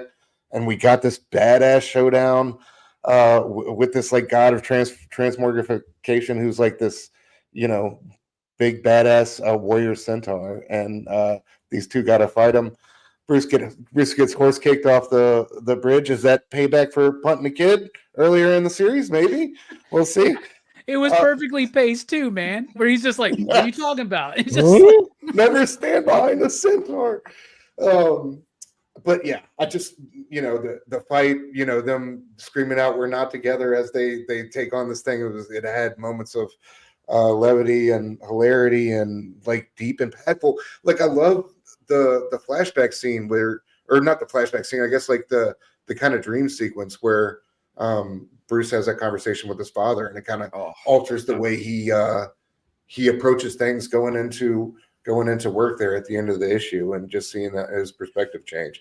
Just brilliant, man. I love the way that, these crossovers haven't been anything cheap in any manner of speaking. They've both been just really sharply written and impactful chapters for both of these characters. I would dare say Bruce more so than Diana, but regardless, they've both been incredible issues. And dude, just Dragotta is just on another fucking planet right now. I mean, the shit he is doing. I don't think there's besides Casper, I don't know if there's anybody I'm excited to see as Nick when it comes to new issues and new art and what he's going to do next. What crazy kind of body horror is going to do next. Also, I love the bit at the beginning, Bruce talking with his friends, seeing shit is not okay there. He's not there, not in a good place. Yeah, I like that in the midst of this, basically second team up with Wonder Woman, right? That they're still continuing the emotional threads of the main title, right? And for a book that a lot of us thought started off okay, then started getting really good at Bane, it's kept that momentum alive. And one of the reasons why DC has allowed this book to slip in its schedule to keep Dragata on these issues. This is just a one-shot story. They could have easily got somebody else to come in and do this. But having Dragata do it was so important. Just like it was important to have Sherman do the Absolute Wonder Woman chapter. I thought the book was phenomenal. I loved it. I'm actually I remember if you go back and look at my first reviews, I was like, I hate the idea that his rogues galleries are his friends. I hate that he's like not supposed to be rich, but he's got all this stuff. It just doesn't make sense. Blah, blah, blah. Now I'm all like, dude, Batman's the best. It's so cool, man. Look at that Killer Croc. He big, man. It's awesome. I love this shit. What about you? You just switching to Adam Sandler there? We do. You turn into your like 9-year-old self when you read it. That's what I love about it. It's just like you're nothing but kitty adrenaline. It's just hell yeah, dude. It's badass, man. What about you, E? I feel like Scott Snyder, like after he was able to kind of like lay out the foundation of what Absolute Batman was going to be, at that point, like the book just started soaring for me, like because now he just gets to be playful and have a lot of fun in the book. Like, I mean, again, I echo everything that Stu was saying here. I'm not sure if you guys noticed in the dream sequence when child Bruce goes back and gets to see his father. I love the fact that on the bottom of each page they get to take like this big panel and just take a moment to breathe on him embracing his father, and then as they depart, you see that they've been standing on the bridge structure that Bruce developed as a child the entire time. Like, just brilliant stuff there that's been laid out here. That's kind of just, you get those clues from the very beginning. But if I'm completely honest, if I'm really honest with you guys, my favorite part of this entire issue, which had a lot of great moments, was just curmudgeon-y freaking Alfred dragging that box of meat over to Waylon, like, oh, it's not that heavy. He said, you 24-year-old son of a bitch. It is real fucking heavy. And he pulls out his gun. He's like, hey. And he's like, running away. He's like, Jesus Christ. That shit was hilarious. Yo, I was dying. Yeah. Oh, man. This was an issue filled with moments, right? And each one of those moments were really, really good. I'm so stoked. So we got to see the injuries of his friends, the Rogue Gallery, but now I feel like we're starting to see the after effects. We get to see just how penguin-y Oswald is becoming. We get to see the animated series influence that we're having on Two-Face, because you see that blue that's really emanating out of the bandages and the white hair. And the white hair. Oh, as soon as I saw that, I was like, oh my God, I cannot wait to find out where this is going to go. It's so fun. And that's not even speaking towards the Diana and Bruce stuff, which was just chef's kiss, man. Such a great time. The horse kick was great. Pegasus showing up and saving him, even though Pegasus don't like human beings, man. Yeah. That goes to show. It's good stuff, man. Yeah. Stupid, awesome, Absolute Batman. You just I can't believe this book won me over. I can't believe it. Absolutely. It's the power fantasy of Batman. Everybody loves sugar. Yeah. What about you, Greg? I know you got some thoughts. Yeah, I'm not the biggest fan of Absolute Batman. And I say that as in it just isn't the Batman for me. I love what it's doing. I love that people are getting excited about. I love that it's bringing people in the shops and reading Batman. I will say I did enjoy this issue more than I have other Absolute Batman issues. Yay. And I think I love Absolute Wonder Woman. So like to have that, that relationship and dynamic there. But I also genuinely appreciated that they still stuck with the storyline. So oftentimes these crossovers can feel so out there of like, oh, you can skip a crossover if it's in Wonder Woman or Batman, and then you can just catch up on issue 17 with what took place in issue 15, right? Like you can skip those crossovers if you want, but like you can't with this one. Like you can't skip that moment in the hospital room with his friends, the villains, and to see the shift of kind of like what they think of, like, where it's like that was a little harsher, and Penguin kind of does like a penguin sound, and he's like, yeah, you're right, he deserved it. Like, I think those are things where you're threading the story a little bit more. And there's moments like that. Man, I'm a sucker for a gut punch moment. Like those are those are things where like if you can get me emotional in a comic book. So like him and his dad, where he's talking about, he's like, me saving your life doesn't make you a hero. Like all the things that I've done as a father, teaching you to lead up to who you are as a person. That's what, like, I was just like, oh yes. Like that's, as a dad, I'm like, that's what I try. I'm hoping I try and instill in my kids. I'm like, yes, like it's not just a singular moment in your life that defines who you are. It's all these little moments of things that lead up to it. And so like, there were a lot more of those moments for me in this book where I was like, yes, I was there for it. So as someone who has not hopped fully onto the absolute Batman train yet, this was a good issue. Hell yeah. Glad to hear it. What about you, Nick? Yeah, I loved it as well. In case you guys didn't know, and everyone thought that they would be a couple in this one, they, come out and just say, we are not together. What is up with this cape though? So, just want to put it out there. Cape there. Yeah. The other scene I wanted to point out was in the very beginning when he's in what is it, like the Gotham Museum of Natural History, and he pulls out like the teleport device or whatever. He activates it, and just that like sound effect that traces the magical door that opens, and then her just silhouetted like standing in it, saying like, "I'm here, man." That just goes right back to Dragata's ability to just like take this established character that we know, and we have this aesthetic in our mind about how she's drawn before, but like he totally nails it in the scene, just makes her this menacing thing that just like demands respect instantly. Just a phenomenal job. Love the crossover so far. I think this one's a little bit stronger than the previous one, but the previous one was really good too. So yeah, I'm having a great time with this, and can't wait for more Absolute, man. Heck yeah, got some Batman love on the panel tonight. That's nice because they put out a lot of fucking Batman books. It better get as many Batman books as there are. There should be Batman books on heck them. Yeah. To keep the whole thing going, man, what Batman book do you want to pick for round 2? Oh, Absolute Batman Arkham. I'm sorry that I have to destroy this train of Batman love that's going on here. But if I'm being honest, you guys look a little parched. It seems like, gentlemen, we should gather around and allow me to quench your thirst, because I think it's time to talk about Twilight Zone by James Stokoe. This book was a hell of a time. I had such a fun time with this Twilight Zone issue that it just changed my perception of everything that I thought I was going to get from a Twilight Zone book. It really comes by way of James Stokoe's artwork, which is absolutely phenomenal in this issue here. I love the black and white look of it. I think it's maybe arguably the most effective use of the black and white that we've gotten in each one of these individual issues.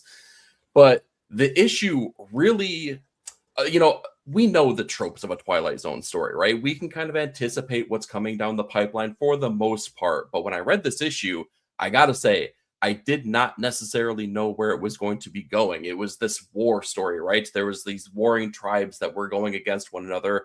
One of them very clearly has the advantage. And then they get told the story of the god that is being worshipped by this other tribe, right? And we start to learn little tidbits, little bits and pieces. And out of nowhere, dude rolls out with an American flag, draped as his cape, right? And they go to war. They find out who this godly being is.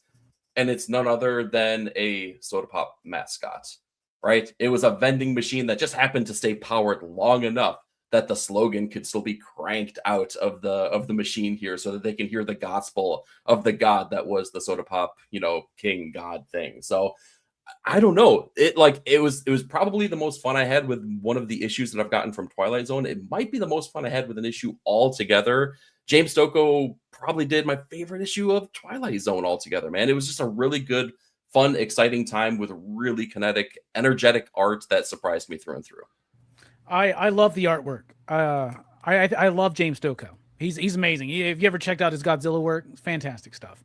Somebody last week told me it's Stokoe. And I'm like, get out of here. Are you? Don't tell me that. And then I'm like, I don't know if it's true or not, because people still correct me on James Tynion. I've literally heard it from his own mouth. Tynion. When people still go, no, it's Tynion. Anyway, James would let us know. I love the art. I thought it was great. I thought the story was kind of dumb, especially at the end. But it's supposed to be. That was the whole point. I thought that was so fucking stupid.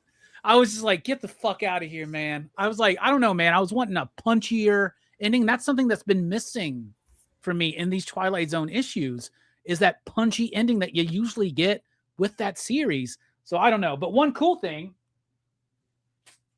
is I got my buddy Kevin Stokes's exclusive cover that he did. Hey, there we Issue go. number Oh, 3. nice. Oh yeah, Yeah. dude. So he put a bunch of references in there to a bunch of old school Twilight Zone issues. Oh, cool. So yeah, but the Nice. interior artwork's absolutely gorgeous, man. Yeah. Freaking amazing. Really, really cool stuff. I just thought the story was just kind of dumb at the end, man. But that's just Because me. it was. Greg, what did you check it out? Man, this is where like I love Twilight Zone.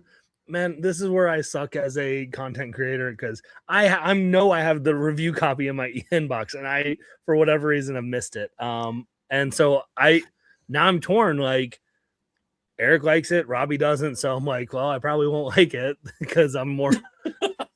But like I will say, I think the next issue is Nate Powell's on the art, and I can't wait for that. So I will not miss that one. So sign me up. But no, it slipped my mind on this one. So Heck yeah. What about you, Nick? Yeah, I thought like the first half of the book was great, but I kind of agree. Like the ending was kind of like, oh man, that's where we're going. I was waiting for like Bartleby and Loki to show up and like punish these guys for false idols. You know what I mean? So, yeah, well, I was waiting for some dogma action in this book, but yeah, the art was incredible. The first half was cool, how they like layered in all the slogans and you didn't quite know where they were going with that yet. And I like the aesthetic of the dudes with the guns and the flag and everything. Like I thought that was cool. And then as it went on, I was like, oh, they're just like worshiping. There was some movie where they're in a locker, right? And they're like worshiping some kind of like weird thing in a locker. And it was like, okay, what's going on here? And then it ended. And I'm like, okay, it's kind of like, I don't know. It was all right. All right, Stu.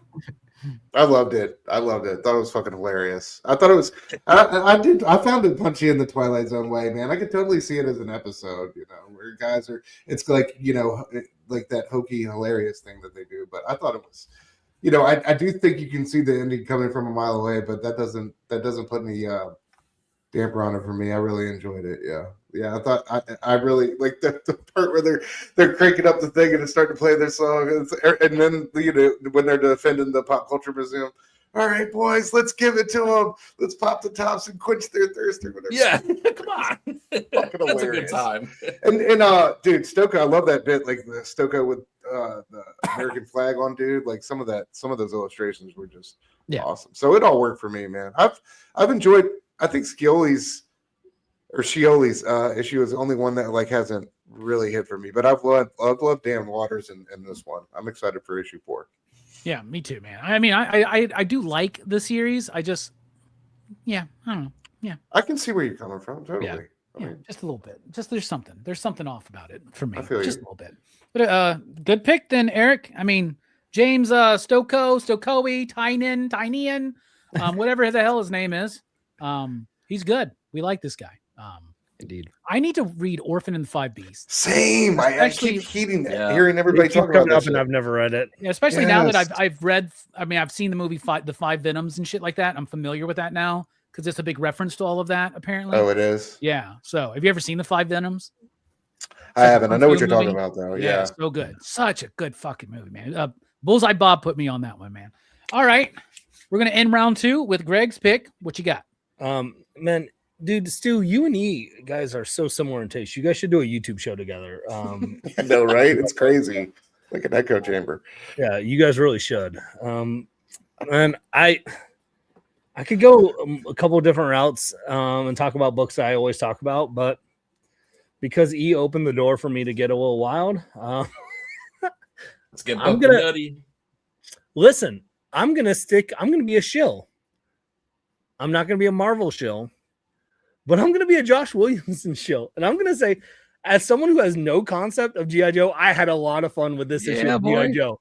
Okay. This, like, give me an entire series of Roadblock, and I'm there for it. Like Marvin's melts, and like it just is just a coming off the Draken War or whatever. The Dreadnought War. The Draken War. I like the Draken War better. Dreadnoughts. I don't know. I knew Robbie would be able to correct me. I read it. I liked it. But like it was just one of those like this was one of those like one shot kind of feel comics, like palate cleanser to get you ready for where they're taking the story next. And this was a lot of fun with this character, and the the toughness of who he is as a person, that like, you know, some shady stuff like businessmen, and like to see like the panels where he's like spraying him with a water hose, and then like the guys that they send before trying to make a deal, and then like holding the guy's head near the fryer. I was like, dude, this dude's so tough. Like, I love it. And then after he denies the deal, like instantly they send like a tank to get him with this like huge gun, and he just destroys it. And then he follows the twins in his food truck, and the panel layout there of watching them sit at the light, and in the rear view, you just see the truck behind them just getting closer and closer and closer. Like, you knew what was coming. And then when he pulled out the gun, it was so good for me. And then to have those moments of like the rest of the Joes coming back in, like this was just one where I was like, I don't know anything really about G.I. Joe except for this run that I'm running. I missed it. I watched the crappy movies that came out. Like, that's my extent of G.I. Joe. So like, I'm falling in love with characters that I missed out on in the 80s. And this, like, Roadblock seems like someone I'd be like, yes, he's one of my favorite Joes. So this was a great issue, and I had a lot of fun with it. It's a great issue. Roadblock is a fan favorite character for a reason. And it makes sense. Williamson nailed this. And I love it when he pulls that Gatling gun Yeah. off of the Jeep, and they're like, that dude's like, how heavy is that thing? This is he's just like, weigh a ton. Yeah. He's so freaking awesome. I love Roadblock in this, and the finale of the Dreadnought War in the issue before. Yeah. Holy freaking smokes. Yeah, because that was this month too, wasn't it? Yeah, because it's been twice a month, man, going forward for a while. And man, it's so impressive. It's become my favorite Energon book. Yeah, like it really has. It's for sure. And it's firing on all cylinders right now. And we haven't even come close to introducing Snake Eyes yet. And it doesn't matter, dudes. It doesn't matter. This book is so awesome. Roadblock, perfect characterization. Josh Williamson is cooking. You can feel the love of the franchise, and the art was great too. I loved it. I thought it was great. Nick? Yeah, I love the book, dude. I mean, it was Roadblock actually had the 12-inch G.I. Joe back in the day of Roadblock, and he's got this gigantic like bazooka kind of gun. I loved it so much. So yeah, kind of like Greg, I didn't really, I mean, I grew up kind of next to G.I. Joe. Like it's just like Transformers, but like I'm loving the series. I was a big G.I. Joe fan in the very beginning of this run. I kind of fell off a little bit. Dreadnought War came, pulled me right back in, and I loved it. Maybe because it was so Cobra focused. But anyways, we're kind of out of that. But and we have this like one shot kind of a thing happening right here. So I'm all in, man. I really want to see like Duke knows what's going on now. And there's some betrayals and some like doppelganger stuff going on the like the general side. It's crazy, man. There's gonna be a lot of cool stuff happening in Joe soon. And it's my favorite Energon book right now. It's really good. One of my favorite things about the show growing up, and my favorite thing about this run, is the anti-bromance between Destro and Cobra Commander. You know, like I just love it so much where they're like, yeah, you bastard. And Cobra Commander, they're doing it here too, right? Yeah. Josh Williamson really promised that he was going to make Cobra Commander a true threat and menace. Oh, for sure. Because in the cartoon, Greg, he's like Skeletor in the cartoon. He's like cowardly. He runs away. This dude is so badass. Is he voiced by the same character? No, almost. It sounds like he really, they lean too heavy into the snake shit. It always annoys me. Sis. Oh, so the cartoon's very heavy into the Cobra Law stuff. Yeah. Eventually. Well, he just has. So is this book, which is this book is diving heavier into that earlier than people anticipated. Well, the actual Cobra mini did with was it Dan? Yeah. No. Williamson. No, Dan did Destro. Yeah, he did Destro. Oh yeah. Who did that one? Who did Cobra? Williamson. It was Williamson. But he definitely went more into that realm with that mini. Yeah, I love that book. And I love oh my God. And I don't want to get it confused because I've also read the next issue, which is really good too, which is the start of the next arc. And it picks up from the end of the Draken War where they found out that Hound's there. So that's super cool. I love that. Yeah. Stu, what do you think about guys? Dragon War is where it's at. Yeah, I have not read this issue. I just started. Nick's been singing his praises, so I just started issue 1 of the Draken War. I went back, and that's where I dropped in. But that's it. I've just finished issue. What is it? 5 issues? Just issue 1 of 5 parts. Yeah. I got to catch back up. Yeah. Heck yeah. Good time to be a Joe fan, though, man. Yeah. Absolutely. Also, no, I'm gonna forget that this is a bit, and I'm gonna continue to call it the Draken Wars. The Draken Wars. Yeah. It's canon now. Yeah, You got to keep it up. Yeah. E, what do you think? No, similarly, I dropped this book a while ago, not because of the quality. In fact, I gotta pick it back up. So like Orphan and the Five Beasts, everyone's talking about it, but I'm not reading it. So I gotta rectify that situation here. But I'm encouraged to hear all of the praise that it's getting here because it's Joshua Williamson and we know he does quality work. So I gotta play catch up. This is your TMNT now this year. Last year was you dropped off on TMNT. Maybe. And we're like, oh, you should get back on this. I'd be so happy if it was, man. That'd be amazing. It really is leveled up again at with the Dreadnought War. It really, really did, man. Like that shit's so badass. There's what's that? You Robbie, you mean the Draken Wars? I don't want to. I don't want to like. Wars, I'm so sorry. I don't want to like. I know you're the Joe guy, me. but I don't want to like mansplain it to you. But like, it's the Draken Wars. You just wait till this really like takes off, and all of a sudden Joshua Williamson is like, "Why do people keep calling them the Draken?" Yeah, what the that makes no Draken sense, Wars? man. And then I'll be like, hey Josh, will you come on my show for an interview? Like, no, you got everyone calling it the Draken War, you dummy. Hell yeah! All right, 2 awesome rounds. Now we're getting into rapid fire, the best of the rest. Nick, why don't you kick us off? Oh, where we're gonna go? All right, so let's pick. Let's do this. Conan the Barbarian, issue number 28. Rapid fire, right? You said rapid fire. 28. Yeah. Conan the Barbarian, man. This is the issue where, someone's got to step up, man. We're taking down this this corrupt king. Someone's got to take the reins, and we definitely figure out who it is at the end of this book. And it's got me really excited to see where we go from there. Of course, Jim Zub is doing an amazing job in this entire world in general. So Conan's insanely good.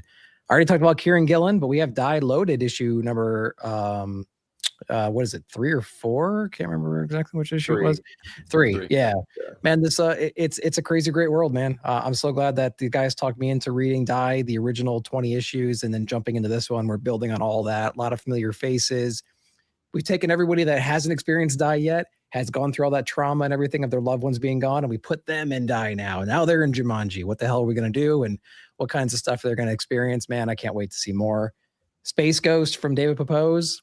Man, that book is the book never slows down. It just gets better and better and better every time. Jonathan Lau and the art is incredible as always. I can't believe we're this far into Space Ghost and it's still this hot and heavy for me, man. Ignition Press, Arcadia.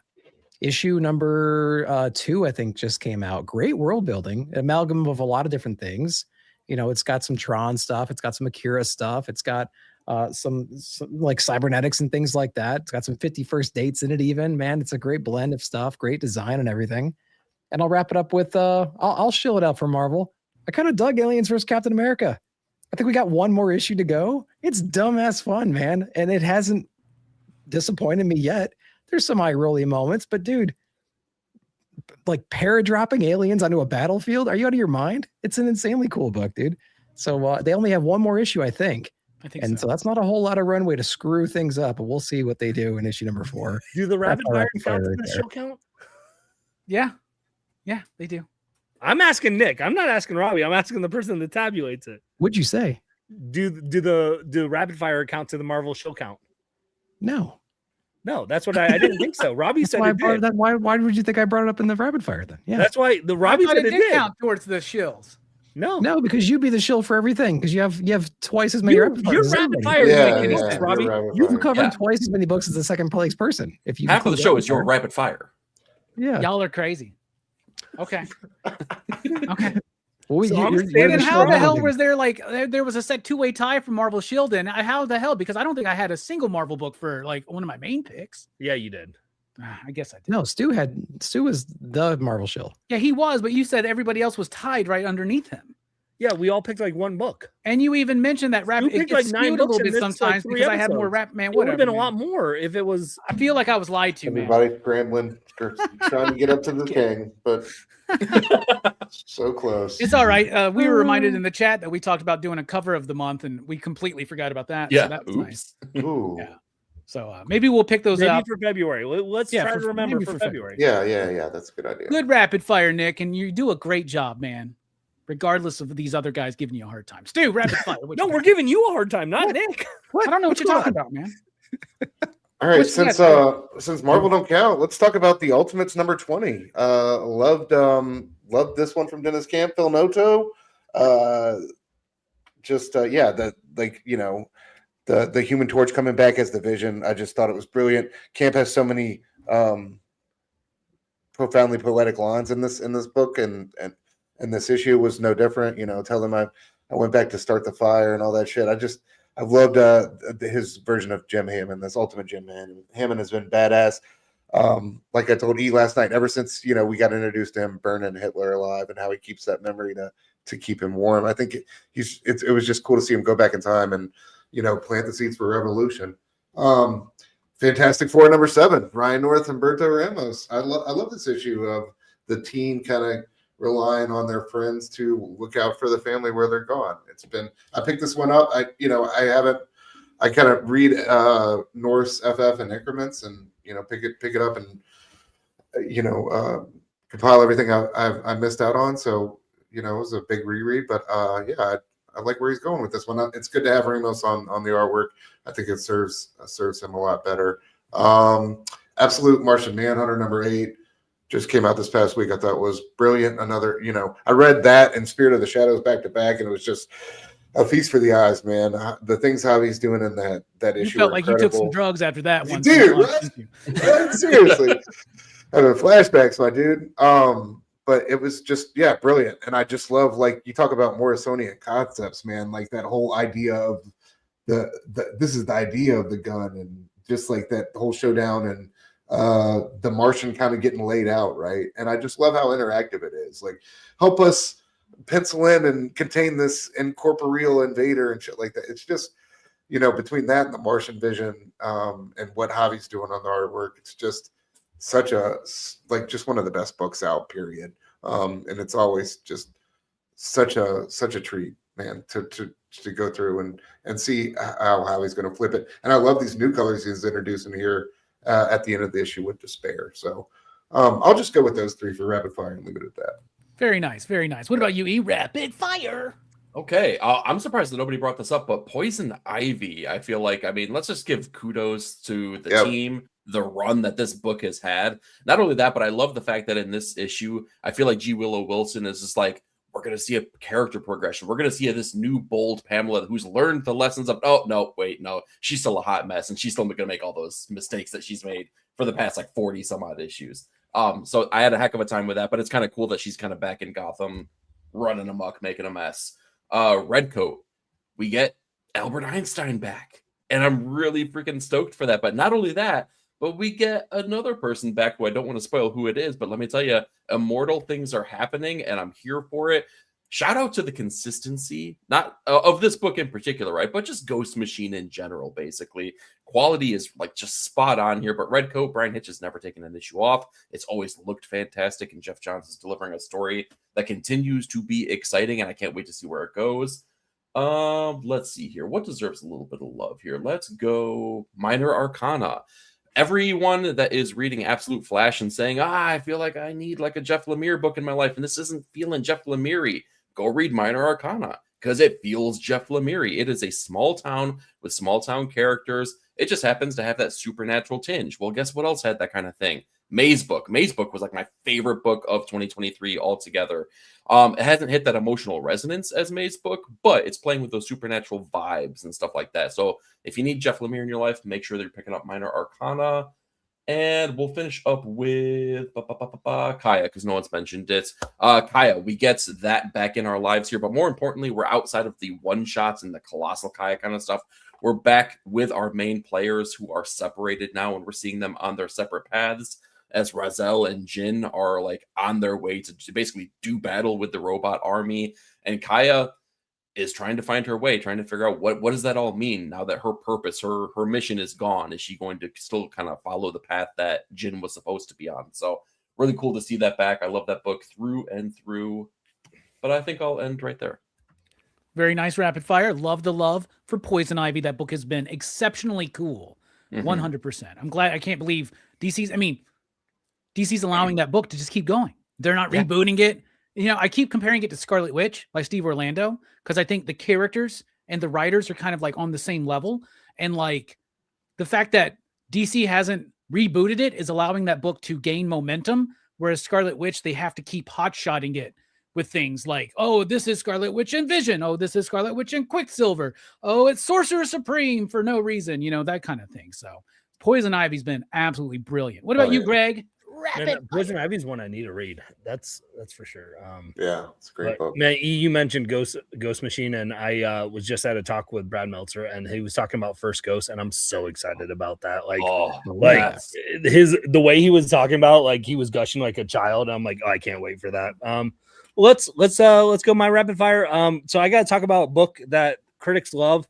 They're calling it consistently one of the best books put out each month. It feels like Homeward Bound was a zombie movie.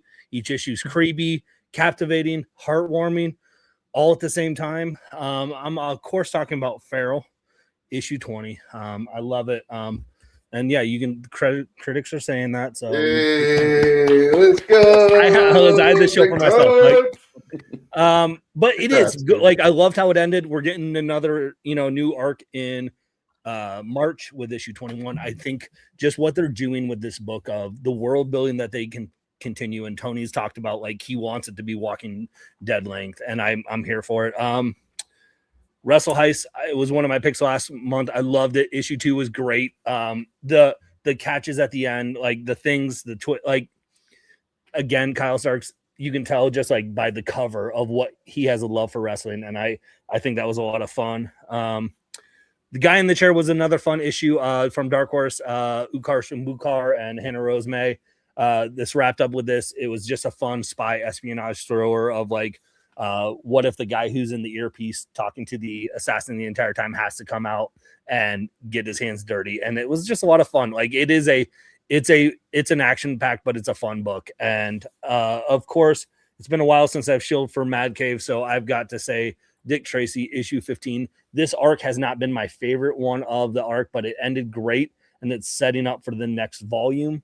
I also love that Dick Tracy, they're doing all these random holiday specials with like Halloween special. They had a Valentine's Day special. They just teased a St. Patrick's Day special in this.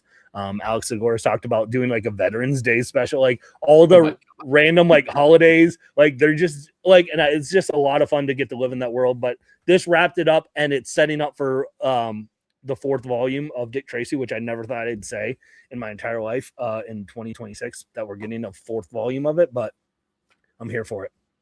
Absolutely awesome. All right, my rapid fire. Transformers number 28. I thought this was the best issue of Kirkman's run yet. The art was great. Megatron just murking people, man. It was awesome. Geiger number 20. The Northerner shows up, and I like that the Northerner is the same character we saw in the pages of Redcoat, but there's a different twist. We learn a little bit more about him because of his interactions with Geiger. That book is great. Mark Spears' Monster and the Wolf number 2, I thought was Mark's best written comic ever. It was the origin of the Frankenstein monster in the Mark Spears universe. I thought it was stupendously well written. Starship Godzilla issue number 4. This book is crazy. It's wild. It's like the energy and vibe of a show like Firefly, but their ship is not Serenity. It's Mecha Godzilla. And there's so much there, and a big twist happens here in this issue. Savage Dragon 278. Eric Larson's just doing ridiculous, crazy stuff in the pages of Savage Dragon right now. He's recently used Mickey Mouse, and Mickey Mouse is a sexual predator, and it's pretty crazy. In this issue, Popeye makes an appearance, and it's pretty freaking wild. Is he just going for broke these days? Like, he just does not give a fuck anymore. It's crazy. I was just in a retailer call with Robert Kirkman today, and somebody asked him about Savage Dragon. He had a funny comment. Anyway, Conan, Scourge of the Serpent, number 4. I thought that this was just, I was like, I don't understand why we're doing this miniseries. Doesn't seem to really, I don't know, like Blackstone felt like it was going to lead into something, and then it kind of felt like it dipped down. That's all intentional. At the end, this final issue of Scourge of the Serpent, my mind was blown, like with the revelation of how wide open this is about to go. I loved it. DCKO number 3, big, dumb fun, makes me feel like a kid. Ridiculous. We're down to the final 4. The final 4, I think everybody predicted, but still pretty freaking cool and fun. And that set up for the 4th issue. I got excited. I know. I haven't gotten to read issue 4, but I've gotten to look at the art. I got to look at the entire unlettered, and I'm just like, this looks like it's wild. Yeah, it's gonna be crazy. So Night Fight's out next week, and it will lead into it, I'm sure. And my favorite Marvel book this week or this month really surprised me because I almost didn't read it. And then somebody was like, no, Robbie, please read it. So I read it. Hulk Smash Everything #2. So the leader somehow gets like Doctor Strange's powers. I don't know. It's stupid. I didn't really like issue #1 that much. But what he does is he sends Hulk back in time to when the asteroid is falling that takes out the dinosaurs. So the entire issue is not wordy. Like Ryan North stuff to me is a little bit overly verbose at times. This is just giant splash pages of the Hulk running from the destruction from 65 million years ago. And I just absolutely loved it. And I had so much fun with it. And I thought it was great. And that's my rapid fire. Is it a love letter to his dinosaur comics that he did online for like 20 years? I guess so. I don't know. Maybe. It's just the same panel. It's literally the same panel of dinosaurs that he just changes the word balloon. Like, it's pretty entertaining. I'll have to check that out. You should go check it out. It's all on. It's good. All right. We're going to wrap up real quick. And Stu has got a show to get to. So we'll let Stu let us know what's coming up. Yeah, man. Heading right over to Verno's at Blood is Splatter Chatter on YouTube. Check us out. We're going to talk about Screen 4 for the Sabathon 2026. Me, Vern, and Link. And yeah, you can catch. We just did the Inkies on Tuesday night over on 9 Panel Grid. We talked about our favorites from 2025. Me, Nick, and E had a great show over there. And then, of course, Inkin Insights was last night.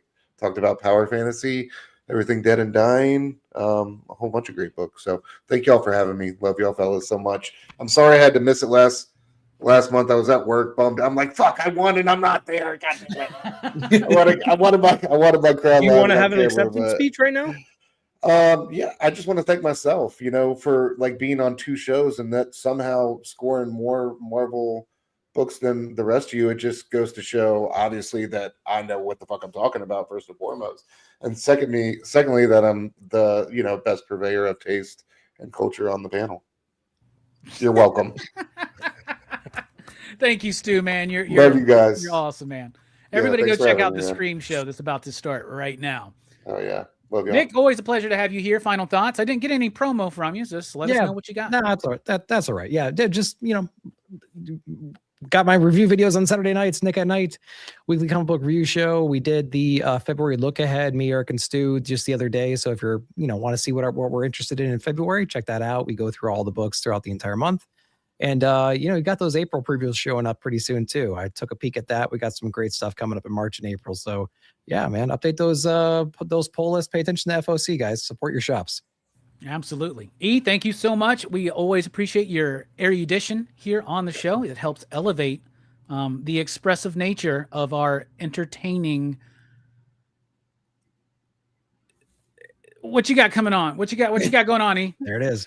So, as Stu alluded to, on Tuesday night, we just had the pleasure of doing the Inkies. What are the Inkies? They are the award show, kind of directly from the Ink and Insights crew here. So we put our heads together. We figure out, hey, what's the best comic stuff that's come out in the year that was 2025? Best comic, best continuing series, best artist, writer, so on and so forth. And we had a heck of a time going over all those categories and picking our winners here. But honestly, guys, I just feel like the comic book landscape has gotten a little bit bloated here on YouTube. I feel like there's a lot of opinions out here. So I feel like maybe I should be pivoting at this point. And I'd like to make the announcement now that I will be changing my channel over to a serial review channel, starting first and foremost with Cuckoo Puffs. And you can find out exactly why it should be in your cupboard here starting next week. Bro, I seriously considered doing a serial review channel a few years ago. Like I seriously did. I even did some test videos here on YouTube.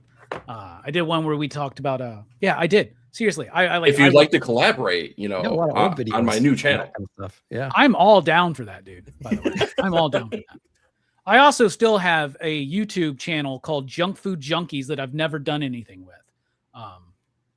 Because it didn't, PCP just kind of took over. Bearded, we love you. Thank you for being here. Tell us about your upcoming donut review channel. And what else I was just going to say, I think your first thing, you don't have to leave comic books.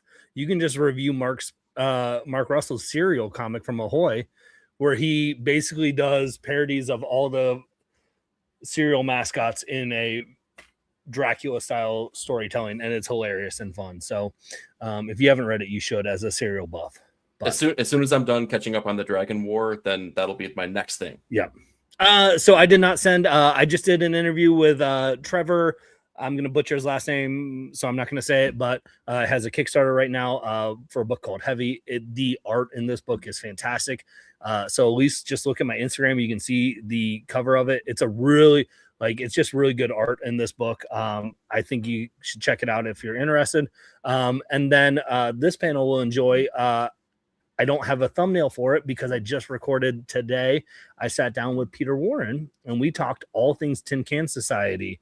And that was a book that a lot of us all loved. And so we dig deep into that, just kind of the process behind the book and things like that. And it's had a lot of fun. So that's going to drop on my channel this coming Monday, to kind of just deal with Peter Warren, who is a screenwriter, a director, and like his literal first comic book here was from Image, with Rick Remender in it, to kind of just dig into the weeds with that. So it was a lot of fun. Heck yeah. Very cool. Looking forward to that, man.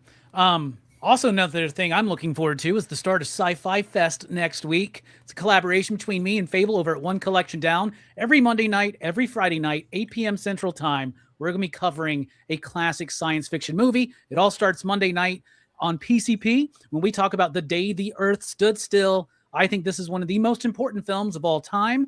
It's going to be a great panel, and I think Nick is even there for that one. And then on Friday, over at One Collection Down, he's opening up his portion of Sci-Fi Fest with Starship Troopers.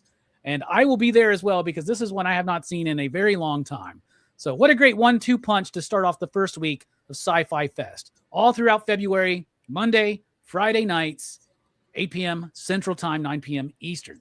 All right, y'all. Thank you so much, you out there in the chat, for watching and for participating. And if you're watching on the replay, let us know your favorite comics in the comments down below. Thank you all so much. We're dipping out. We love you.